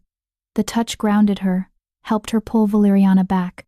The council seems to have forgotten something important. Lola Richardson is no longer unmated. She accepted a political bond with me 2 days ago, witnessed and authorized by Alpha Jordan McBride. The hall erupted into chaos. A political bond with a rogue? That's not legitimate. The paperwork is all in order, Calvin said calmly, producing documents. Signed, sealed, and registered with the Supernatural Registry Office. Lola Richardson is formally bonded to me. Any attempt to force her into another pairing is now illegal under your own laws.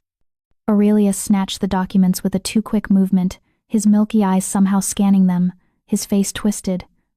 This is technically legal, but highly irregular. Irregular but binding, Calvin said. So unless the council wants to invalidate its own laws, Lola stays with me, in my territory, under my protection. The hawk-eyed woman stood abruptly. This is unacceptable. A golden Luna cannot be allowed to remain with rogues.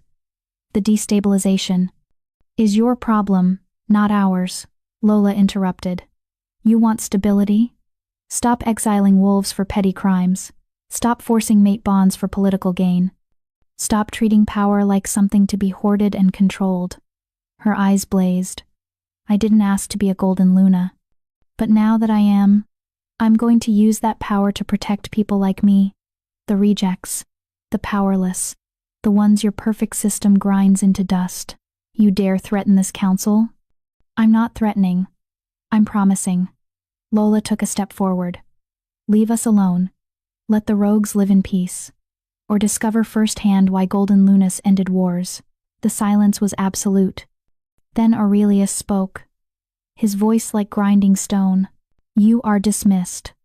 All of you. The council will deliberate and issue our decision by sunset. They were given quarters in the citadel to wait luxurious rooms that felt more like cages. Calvin posted guards at the doors, not trusting the council's hospitality. Lola stood at the window, watching the sun arc across the sky. Hours passed. The tension was suffocating. They're going to rule against us, she said quietly. Calvin, sharpening his sword in the corner, didn't disagree. Probably. The question is what they'll try to do about it. Calvin. Lola turned to face him. If this goes badly, if they attack, you should run. Take your rogues and disappear. I can hold them off long enough for you to. No, Calvin. I said no. He set down his sword and crossed to her. We're bonded now. Not by fate, but by choice. That means when you fight, I fight. When you run, I run. And when you stand your ground, he smiled that terrifying smile. I stand with you. Before Lola could respond, the door burst open. Juan stumbled in, blood streaming from a gash on his forehead. They're attacking the rogues. The council sent enforcers, 50 of them. They're slaughtering everyone in the courtyard. Calvin's face went cold. He grabbed his sword. How many of ours? 20. We're outnumbered. They're Calvin.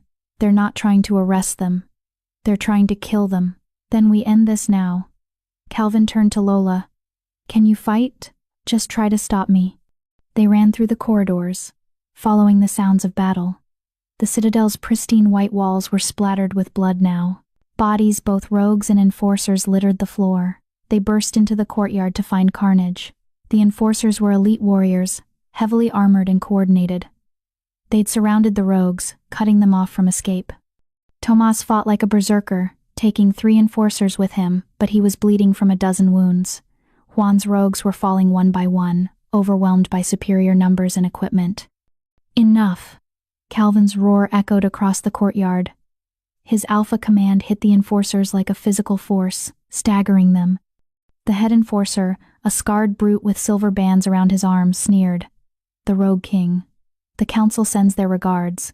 He gestured, and 10 enforcers peeled off to engage Calvin. Calvin met them with brutal efficiency. His sword was a blur, parrying and striking with lethal precision. He moved like water, like smoke, like death itself, but there were too many. Lola started to shift, to release Valeriana. but Calvin's voice cut through her mind via their new bond. No. If you shift, you'll kill everyone here, ours included. Too much power, in too tight a space. Then what do I? A blade erupted from Calvin's chest. Time stopped.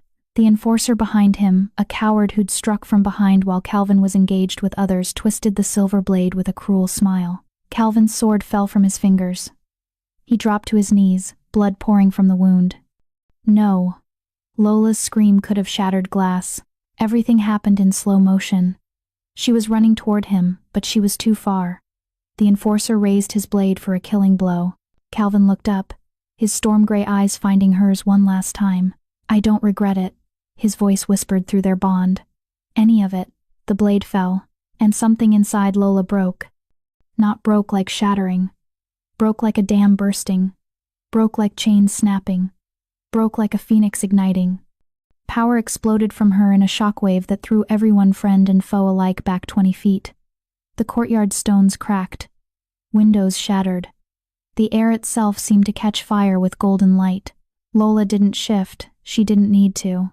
Her eyes blazed pure gold, so bright they hurt to look at. Her hair lifted in an invisible wind. Her hands glowed like she was holding stars. She raised one hand toward Calvin's collapsed form. Golden light poured from her fingers into his wound. But this wasn't just healing. This was something else entirely. Something primal and ancient and forbidden. Golden Luna blood is legend, Valeriana whispered, taking over completely. Let's make a new legend. Lola bit her wrist until blood flowed, then pressed it to Calvin's lips. Drink, she commanded. Calvin's eyes fluttered open. On pure instinct, he drank. The effect was instant and catastrophic. The wound in his chest sealed as if it had never been. His eyes, storm gray a moment before, flickered and changed. Silver bled through, marking him forever as touched by the golden Luna's power. But more than that, the bond between them, that political thing they'd created 2 days ago, suddenly caught fire and transformed into something else. Something stronger. Not a mate bond given by the moon goddess, but a bond forged by choice and sealed in blood and desperation. A true bond. Calvin gasped as it snapped into place. He could feel everything she felt. Could sense her power, her rage, her fear for him. What did you do? He breathed. I chose you, Lola said simply. Fully. Forever. No takebacks. She stood, pulling him up with her. They faced the remaining enforcers together, power radiating off them both now. Lola's golden. Calvin's silver. You want to kill us? Lola's voice echoed with divine authority. Try. The head enforcer, bleeding and terrified, tried to rally his troops. She's one girl. Attack. Lola raised her hand. Every enforcer in the courtyard dropped to their knees, their throats bared, unable to resist the absolute command of a golden Luna no longer holding back. You will return to the council, Lola commanded. You will tell them that the dark forest is now under my protection. You will tell them that any attack on my people will be considered an attack on me. And you will tell them. She smiled, and it was Calvin's terrifying smile reflected back. That if they send assassins again, I will come to the citadel and burn it to the ground. You can't threaten. I'm not threatening. I'm promising. The enforcers fled. Lola turned to Calvin, her hands shaking now that the adrenaline was fading. Are you okay? I'm alive, thanks to you. He touched his chest where the wound had been. Not even a scar. Then he looked at his hands, they still glowed faintly silver. What? What am I now? Mine, Lola said. If you'll have me. Calvin laughed, pulling her into a fierce kiss. It was nothing like the tentative, fearful girl who'd knelt at an execution block. This was a queen claiming her king. When they pulled apart, the rogues were cheering. Juan, battered but alive, grinned through his blood and bruises. Does this mean we get to burn down the council? Eventually, Calvin promised, but first we go home. They left the citadel with their heads high, carrying their wounded, having made their message clear. The golden Luna would not be caged, and anyone who tried would learn why legends were feared. Chapter 9. The Golden Rain. The council's official response came 3 days after the citadel incident. It wasn't the war Calvin had expected. It was something far more insidious, a decree, stamped with the seals of all 12 council members, declaring the Dark Forest an autonomous zone under observation. In other words, they were leaving the rogues alone. For now. But they were watching, waiting for a mistake, an excuse to strike. "It's a trap," Juan said, reading the decree for the 5th time. They were gathered in Calvin's cabin, the war room, as the rogues had started calling it. A large table dominated the space, covered in maps and reports. "They're giving us just enough rope to hang ourselves." "Probably," Calvin agreed. He stood at the window, one hand absently touching his chest where the fatal wound had been. The silver glow in his eyes hadn't faded. If anything, it had intensified over the past 3 days. "But it buys us time to prepare." Lola studied the map spread across the table. Red marks indicated packs loyal to the council. Blue marks showed neutral territories. And scattered throughout were green marks, packs that had reached out quietly, asking questions about the Dark Forest, about the Golden Luna, about whether the rumors of rogues being healed were true. "We're getting requests," she said quietly. "Exiles from 7 different packs asking for sanctuary. Omegas who've been abused. Wolves who committed crimes like loving the wrong person or questioning their alpha's orders." She looked up at Calvin. "What do we tell them?" "We tell them yes," Calvin said immediately. "That's the whole point. We build something better than what the council offers." "We can't take everyone," Juan argued. "We barely have resources for 300. How do we feed, house, and protect 3,000, or 10,000, or CZZ? We expand." Calvin turned from the window, his silver eyes blazing with purpose. "We stop hiding in the forest like criminals and start building a real kingdom. Agriculture, infrastructure, trade, everything the council says rogues are too broken to achieve. That will provoke them," Lola warned. "Good. I'm done being reactive." Calvin moved to the table, placing his hands on the map. "For 10 years I've been playing defense, saving rogues one at a time, keeping them stable enough to survive. But survival isn't living. It's time we built something worth fighting for." Over the next 3 months, the Dark Forest transformed. The first major change was housing. The crude cabins were expanded and reinforced. Skilled rogues, carpenters, stonemasons, craftsmen who'd been exiled for petty crimes were given free rein to design and build. A proper infirmary was established, with Ruth Conrad, yes, that Ruth Conrad who'd shown up one night with tear-stained cheeks and a formal apology leading the healing efforts. She'd been exiled from Silvercrest after testifying honestly about Miriam's crimes. Jordan had tried to protect her, but the council had demanded a scapegoat.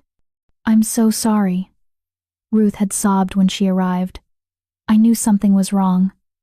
I should have investigated deeper. I should have questioned." Lola had stopped her with a hand on her shoulder. "You testified honestly in the end. That took courage. You're welcome here." Now Ruth ran the infirmary with ruthless efficiency, training younger wolves in healing arts the council usually restricted to approved practitioners. Agriculture came next. Cleared land was planted with crops. Hunting parties brought in game to be preserved. A smokehouse was built, then a granary, then a mill. The rogues weren't just surviving anymore. They were thriving, and word spread. By the end of the 3rd month, the population had swelled to 800. Exiles, abuse victims, and political refugees flooded in daily.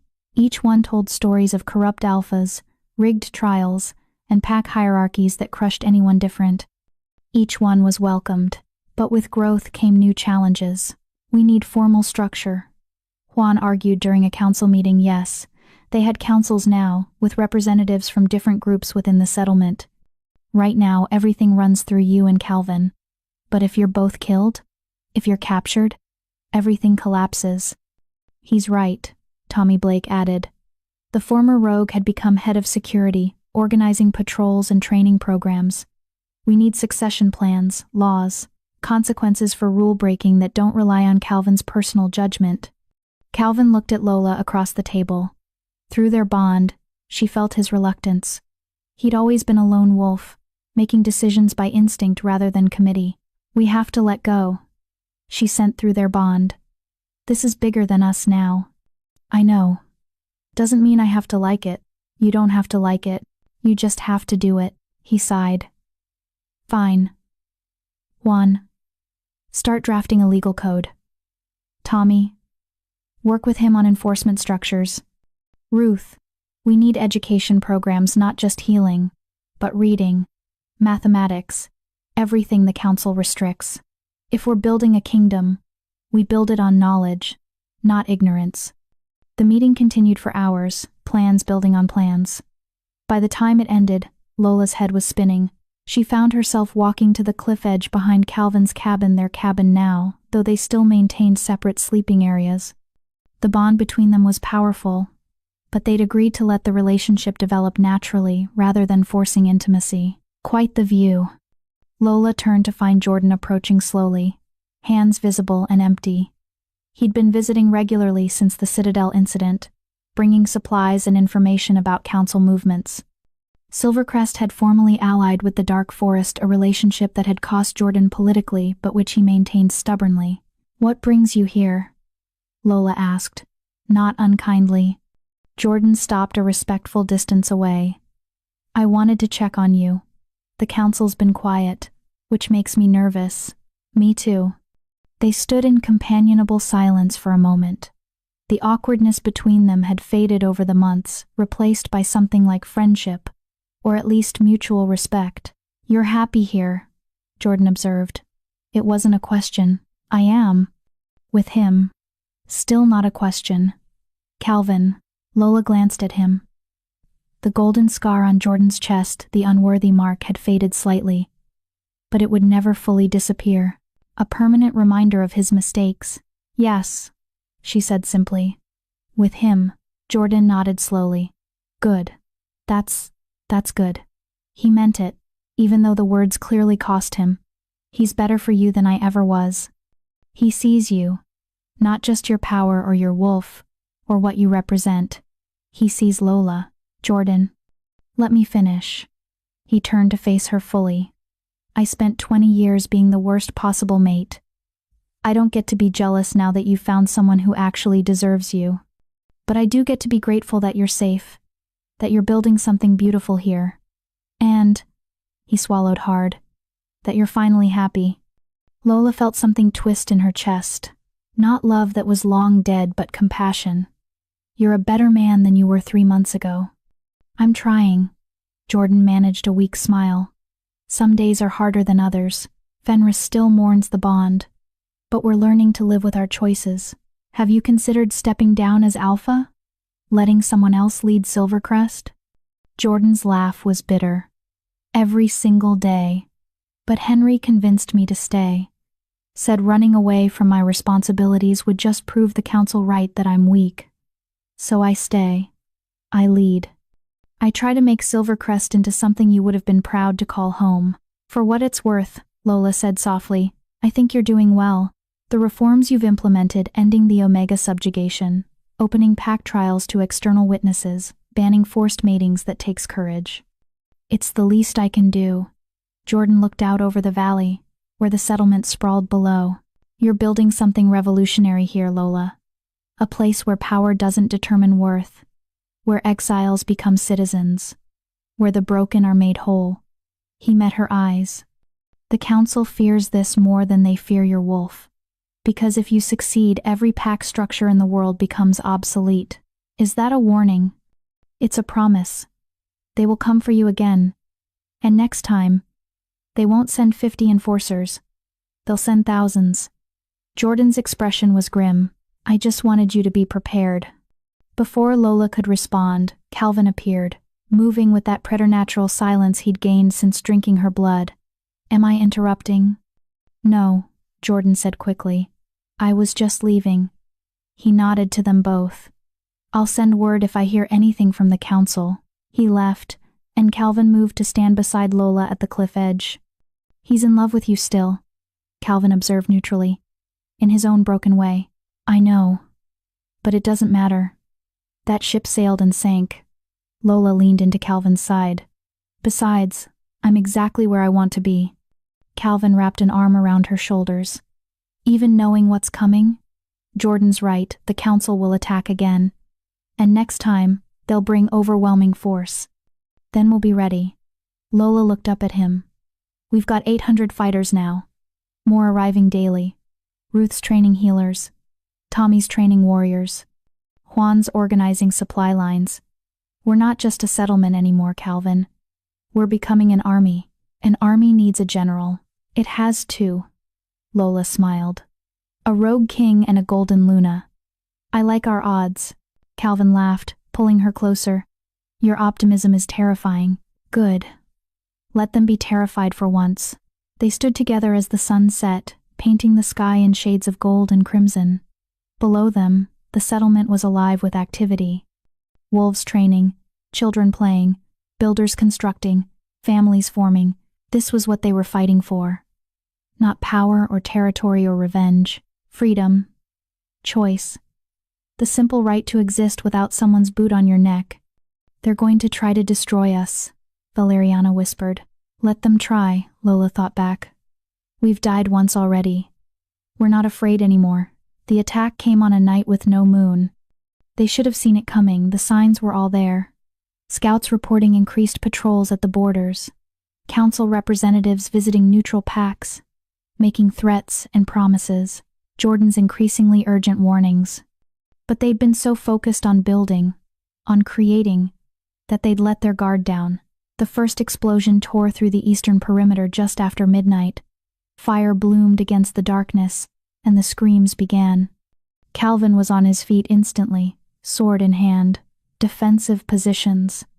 His alpha command carried across the settlement, waking those still sleeping. Lola shifted as she ran, her transformation seamless now after months of practice. Valeriana burst forth in a cascade of golden light, and together they raced toward the flames. What they found was carnage. The attackers weren't wearing council colors. They wore black, their faces covered, moving with military precision. Mercenaries.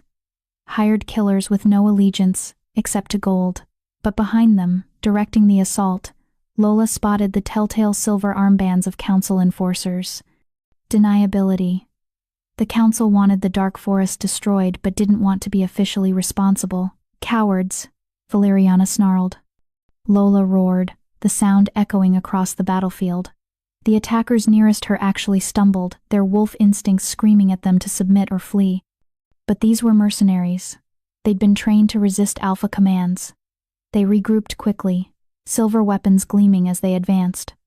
Calvin appeared at her flank, his own wolf form now touched with silver light. Together, they were a storm golden light and silver fury, tearing through the attackers with brutal efficiency. But there were so many. 50 mercenaries. 100. More flooding through the breach in their defenses. We can't hold them all. Calvin sent through their bond. There are civilians. Children. We need to evacuate. A new sound cut through the chaos. A howl, deep and powerful, coming from the western woods. Then another. And another. Lola's heart leaped. Through the trees came reinforcements. Wolves in formation, their eyes blazing with purpose. Leading them was Jordan, his black wolf massive and furious. You didn't think I'd let you fight alone, did you? Jordan's voice echoed in her mind, still able to reach her through the severed bond's memory. Silvercrest stands with the dark forest. Behind Jordan's pack came others. Smaller groups, packs Lola recognized from the neutral territories. They'd been watching, waiting to see if the Golden Luna's kingdom would survive. Now they'd made their choice. The tide of battle turned. The mercenaries, caught between the dark forest's defenders and the arriving reinforcements, began to falter. They'd been paid to attack a settlement of rogues, not fight a coordinated army. One by one, they broke and ran. By dawn, it was over. 23 dead on their side. 40 wounded. But they'd held. The settlement stood. Lola shifted back to human form, exhausted and covered in blood. Calvin did the same, immediately pulling her close. We won, he murmured against her hair. We survived, Lola corrected, but they'll come again. I know. Jordan approached in human form, flanked by Henry. The council will deny involvement. say these were rogue mercenaries acting independently. Of course they will. Calvin's jaw was tight. Which means they'll try again, and again, until they wear us down or we make a mistake. Unless, Jordan said slowly, we don't give them the chance. Everyone looked at him. What are you suggesting? Lola asked. Jordan's expression was grim. We take the fight to them. We call a summit of every pack tired of the council's tyranny. We form an alliance, and we march on the citadel with enough force that they can't ignore us anymore. That's open rebellion, Henry warned. Yes. Jordan looked at Lola. But isn't that what you wanted? To tear down the system and build something better? You can't do that by hiding in the forest. No matter how strong you are. You need to be seen. You need to lead. Lola looked at Calvin. Through their bond, she felt his mixture of fear and exhilaration. This was what they'd been building toward. The moment when they stopped being victims and became revolutionaries. What do you think? She asked him silently. I think, Calvin sent back, that queens don't hide. They rule. Lola turned to face the assembled fighters, her people, her family. Spread the word, she commanded, her voice carrying across the settlement. In 1 month we hold a summit here. Every pack that suffered under the council's rule. Every exile, every victim, every wolf tired of bowing to corrupt authority. Her eyes blazed gold. We're done asking for permission to exist. It's time we took our freedom. The roar that greeted her words could have shaken mountains. The Golden Luna had declared war, and the supernatural world would never be the same. Chapter 10. Coronation of Fire. The summit was scheduled for the winter solstice, exactly 1 month after the mercenary attack. In that month, the dark forest settlement transformed yet again. What had been a refugee camp for rogues became something else entirely, a rallying point. A symbol, the physical manifestation of an idea that had been festering in the supernatural world for centuries. What if we could choose our own leaders? What if power served the people instead of controlling them? They came in droves. Small packs from the borderlands, tired of paying tribute to distant alphas who gave nothing in return. Omega groups who'd banded together after fleeing abusive hierarchies. Individual wolves who'd been exiled for crimes like disrespecting authority or questioning tradition. By the time the solstice arrived, over 3,000 wolves had gathered in and around the dark forest. 3,000 voices demanding change. The council, predictably, issued a decree declaring the summit illegal, and anyone attending to be in violation of supernatural law. They threatened sanctions, exile, even execution. Nobody cared. The night of the solstice, a massive bonfire blazed in the valley where Lola had first met the rogues months ago. It seemed fitting, this place where she'd first learned that broken things could heal, that outcasts could become family. Lola stood on a raised platform Calvin's people had built, looking out at the sea of faces illuminated by firelight. So many stories. So much pain. So much hope. Calvin stood beside her, his silver eyes scanning the crowd constantly, always alert for threats. Jordan was there too, representing Silvercrest and the growing coalition of reform-minded packs.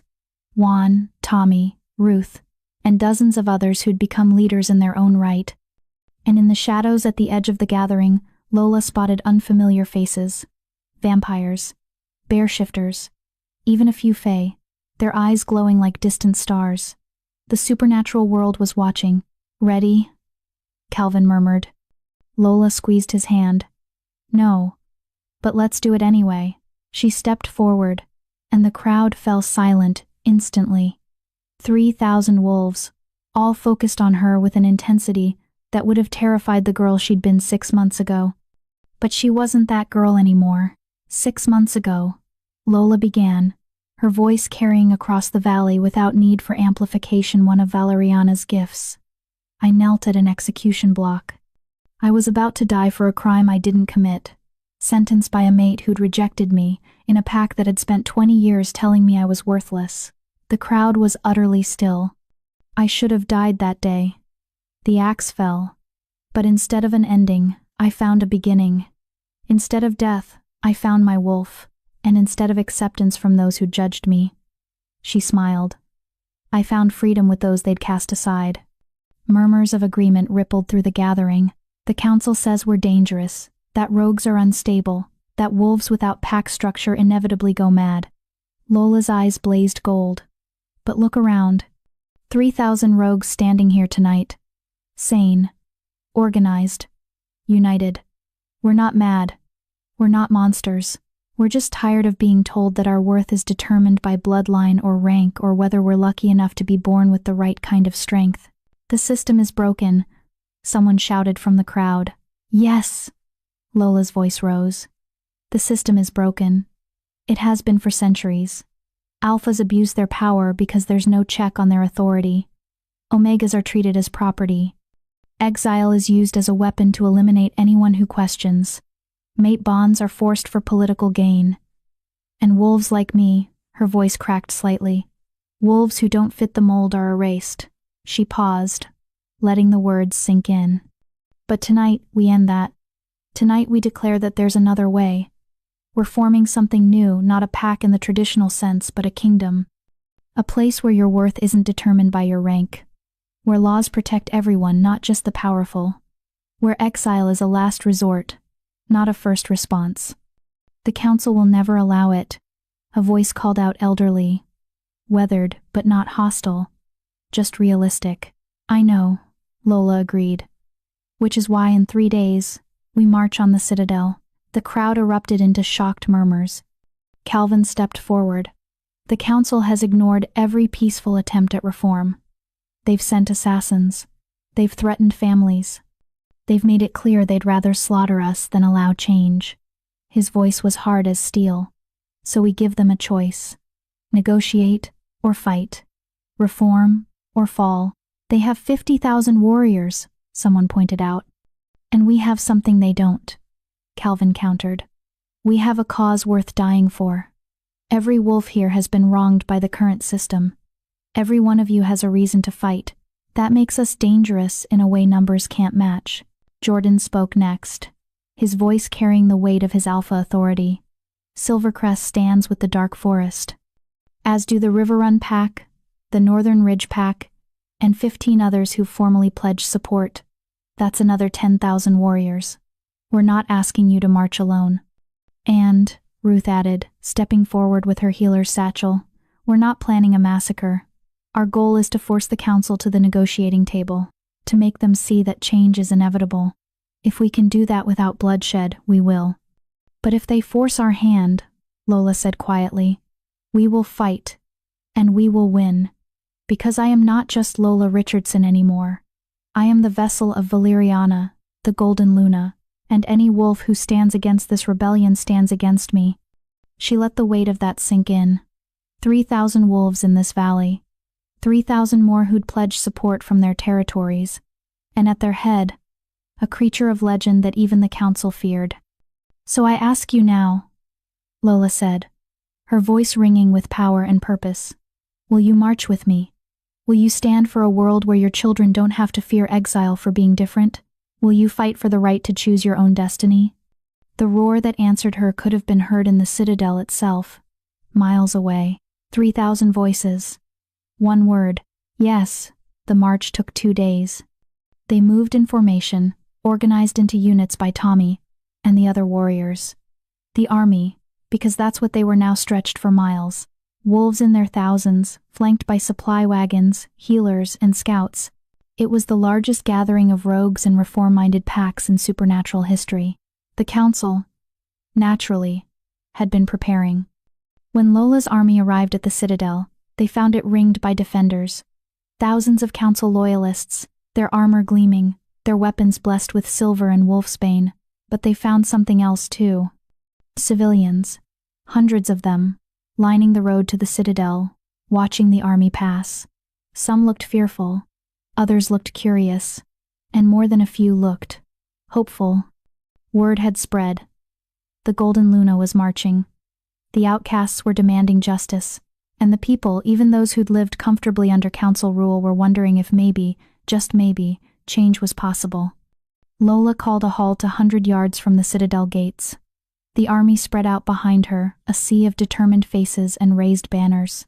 From the citadel walls, Aurelius appeared, flanked by the other council members, his milky white eyes somehow fixed on Lola despite his blindness. "Lola Richardson," his voice boomed. "You bring an army to our gates. This is treason of the highest order. This is justice delayed," Lola called back. "We come with demands, not swords, though we're prepared to use both if necessary. You cannot threaten this council." "I'm not threatening. I'm negotiating." Lola stepped forward alone, leaving even Calvin behind. It was a show of confidence and strength. "Here are our terms. 1. Exile will no longer be used as a punishment for minor infractions. Serious crimes only, with right to appeal. 2. Mate bonds will be choice-based. No forced pairings for political gain. 3. Omega wolves receive full rights and protections under law. 4. Pack alphas who abuse their authority can be challenged and removed by their own people." The silence from the citadel was deafening. "These are not demands," Aurelius said finally. "These are the destruction of everything we've built." "Everything you've built is rotting from the inside," Lola countered. "Look around you. 3,000 wolves are here because your system failed them. Tens of thousands more are watching to see what happens today. You can fight us and maybe you'll win. Your army is larger.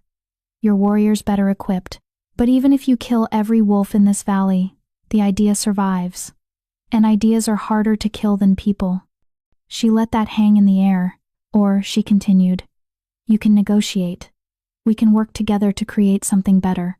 A system that protects the powerful and the weak, that values tradition but allows for change, that makes room for wolves like me, different but not dangerous." "Why should we trust you?" the hawk-eyed council member demanded. "You're a golden Luna. Your kind has started wars before." "Because I don't want war," Lola said simply. "I want peace, but not peace bought with submission. Real peace, where everyone has a voice." Aurelius conferred quietly with the other council members. The wait was agonizing. Behind Lola, she could feel her army's tension, warriors gripping weapons, ready for either outcome. Finally, Aurelius spoke. "We will consider your demands, but such sweeping changes require time, deliberation. We cannot simply—" "You have 3 hours," Calvin interrupted, stepping up beside Lola. 3 hours to give us a real answer. Not "we'll consider it." Not "we need more time." Yes or no. Reform or war. Choose. The council members looked genuinely shaken. They'd ruled for centuries without being challenged.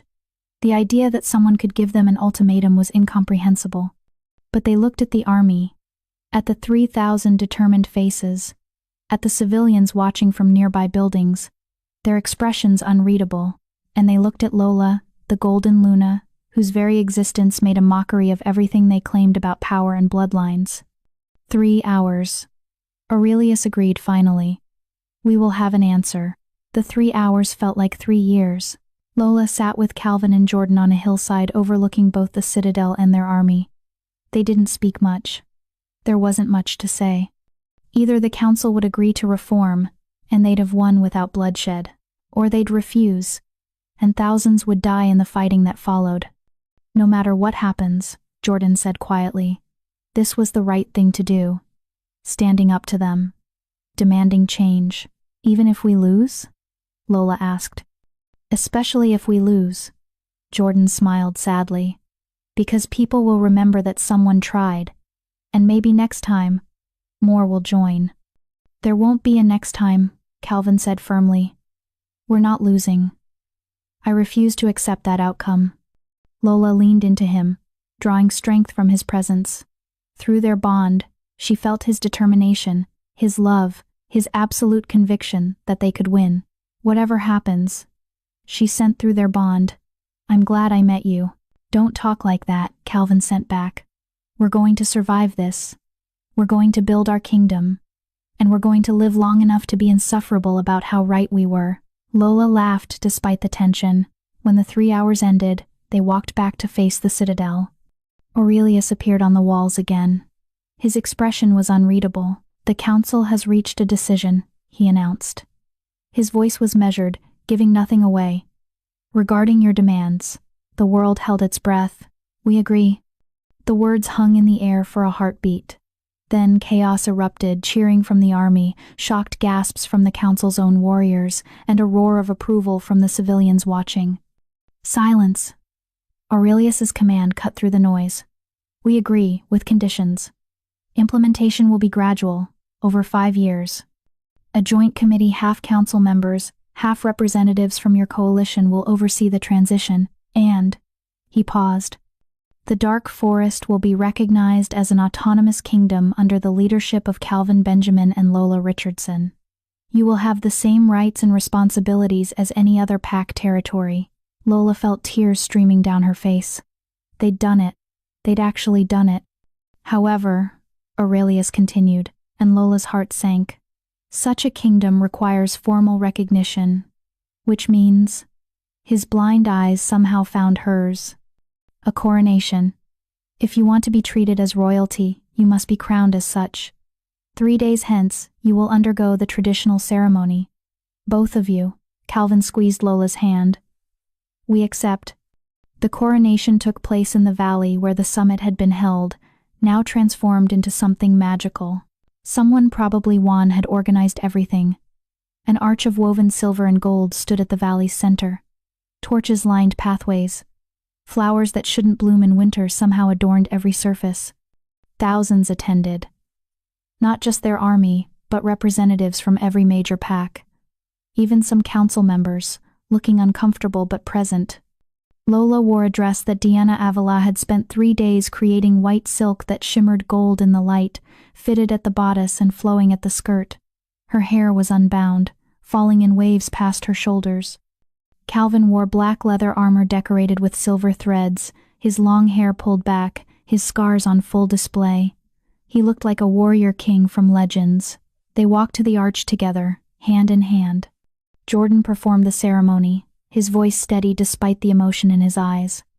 We gathered to witness the crowning of a new kingdom, not born from conquest, but from choice, not maintained by force, but by the will of the people. He gestured to Tommy, who stepped forward carrying 2 crowns on a velvet pillow. Calvin's was made of black iron and silver, sharp-edged and dangerous-looking. Lola's was woven from gold and moonstone, delicate but strong. Calvin Benjamin, Jordan said, lifting the first crown. Do you swear to protect those who cannot protect themselves? To lead with wisdom, not just strength, to value every voice in your kingdom, from the mightiest warrior to the smallest child? I swear, Calvin said clearly. Jordan placed the crown on his head. Then, I name you king of the Eclipse Kingdom, where darkness and light meet as equals. He turned to Lola. Lola Richardson, do you swear to use your power not for domination but for protection? To remember where you came from, even as you lead? To never let the broken feel alone? Lola's voice was steady. I swear.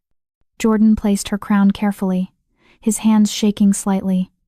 Then I name you Queen of the Eclipse Kingdom. May your reign be just. May your people flourish. And may you never forget the girl who knelt at an execution block and chose to rise. The valley erupted into cheers and howls that echoed across the mountains. Calvin turned to Lola, his silver eyes bright. How does it feel to be a queen? Terrifying, she admitted. You? Same. Good thing we're doing it together. He pulled her close and kissed her, not the gentle, tentative kisses they'd shared before, but a claiming, a declaration, a promise. When they broke apart, the crowd was losing their minds with joy. We did it, Valeriana whispered, her voice full of wonder. We actually did it. We did, Lola agreed. The girl they tried to kill became the queen they had to bow to. That night, as celebrations raged around them, Lola and Calvin slipped away to the cliff edge behind their cabin. Do you think it'll last? Lola asked, looking out at their kingdom, no longer just a settlement, but a real, recognized nation. The peace? The reforms? Probably not, Calvin said honestly. The council will resist. Some packs will reject the changes. There will be challenges, maybe even wars. He wrapped an arm around her. But we started something today that can't be stopped. We proved that outcasts can organize, that broken things can be made whole, that power doesn't have to corrupt. No pressure then, Lola joked weakly. Hey. Calvin tilted her chin up to look at him. 6 months ago, you were kneeling at an execution block. Today, you're a queen with an army. If you can survive that transformation, you can handle anything. Lola laughed, the sound free and genuine. Fair point. They stood together as the stars came out, watching their people celebrate below. Wolves danced around the bonfire. Children played without fear. Exiles had become citizens. The worthless had become priceless. Jordan appeared one last time, approaching slowly. I'm heading back to Silvercrest in the morning. Thank you, Lola said sincerely. For everything. For believing me. For standing with us. For finally becoming the man I should have been 20 years ago? Jordan finished. He smiled, but it was tinged with sadness. I still love you, you know. Probably always will. But I love you enough to be happy that you're happy, even if it's not with me. Calvin, instead of bristling, extended his hand. You're welcome in our kingdom anytime, Jordan. As an ally. As a friend. Jordan shook his hand. Thank you. Both of you. He looked at Lola one last time. Rule well, my queen. Then he was gone, disappearing into the celebration. That was kind of you, Lola murmured, being gracious to him. He earned it, Calvin said. He made mistakes. He owned them. He helped fix them. That's all anyone can ask. Lola turned in his arms, looking up at the man who'd become her partner, her king, her choice. I love you. Calvin's breath caught. They'd danced around the words for months, the bond between them making them unnecessary, but hearing them out loud still mattered. I love you too, he whispered back. My queen, my partner, my choice. They kissed as the celebrations continued below, two broken people who'd found wholeness together, who'd turned exile into empire, who'd proven that true power came not from bloodlines or legends, but from standing up when the world tried to push you down. The Golden Luna had awakened at an execution block. She'd ended as a queen, and her reign was only beginning. Epilogue. 3 years later, a baby's cry echoed through the Eclipse Kingdom's palace. Lola held her daughter Tiny Perfect, with Calvin's gray eyes and golden wisps of hair that already seemed to glow. She's beautiful, Calvin breathed, tears streaming down his face. She's ours, Lola corrected, exhausted but radiant. Ruth finished her examination, smiling. Healthy. Strong. And, she paused. Her wolf is already present. I can sense it. You've birthed the first natural-born Golden Luna in 800 years. Lola looked down at her daughter, who'd stopped crying, and was now watching her with unusual alertness for a newborn. What will you name her? Juan asked from the doorway. Lola didn't hesitate. Hope. We're naming her Hope, because that's what she represented. Hope for a future where power and compassion coexisted, where broken things could heal, where outcasts could come home. The girl who'd been wolfless had become a queen. The queen had become a mother, and the cycle of hope continued. Dear viewers, as we reach the end of Lola's incredible journey from execution block to throne, I want to ask you something. If you were in Jordan's position, realizing too late that you destroyed the most precious thing you'd ever been given, could you live with that regret? Or would you have fought harder to see the truth before it was too late? Drop your thoughts in the comments below. I read every single one. And if this story of rejection turning into revolution moved you, please hit that like button. It helps us bring you more epic tales like this. Until next time, remember, true power isn't about who bows to you. It's about who you choose to lift up when you rise.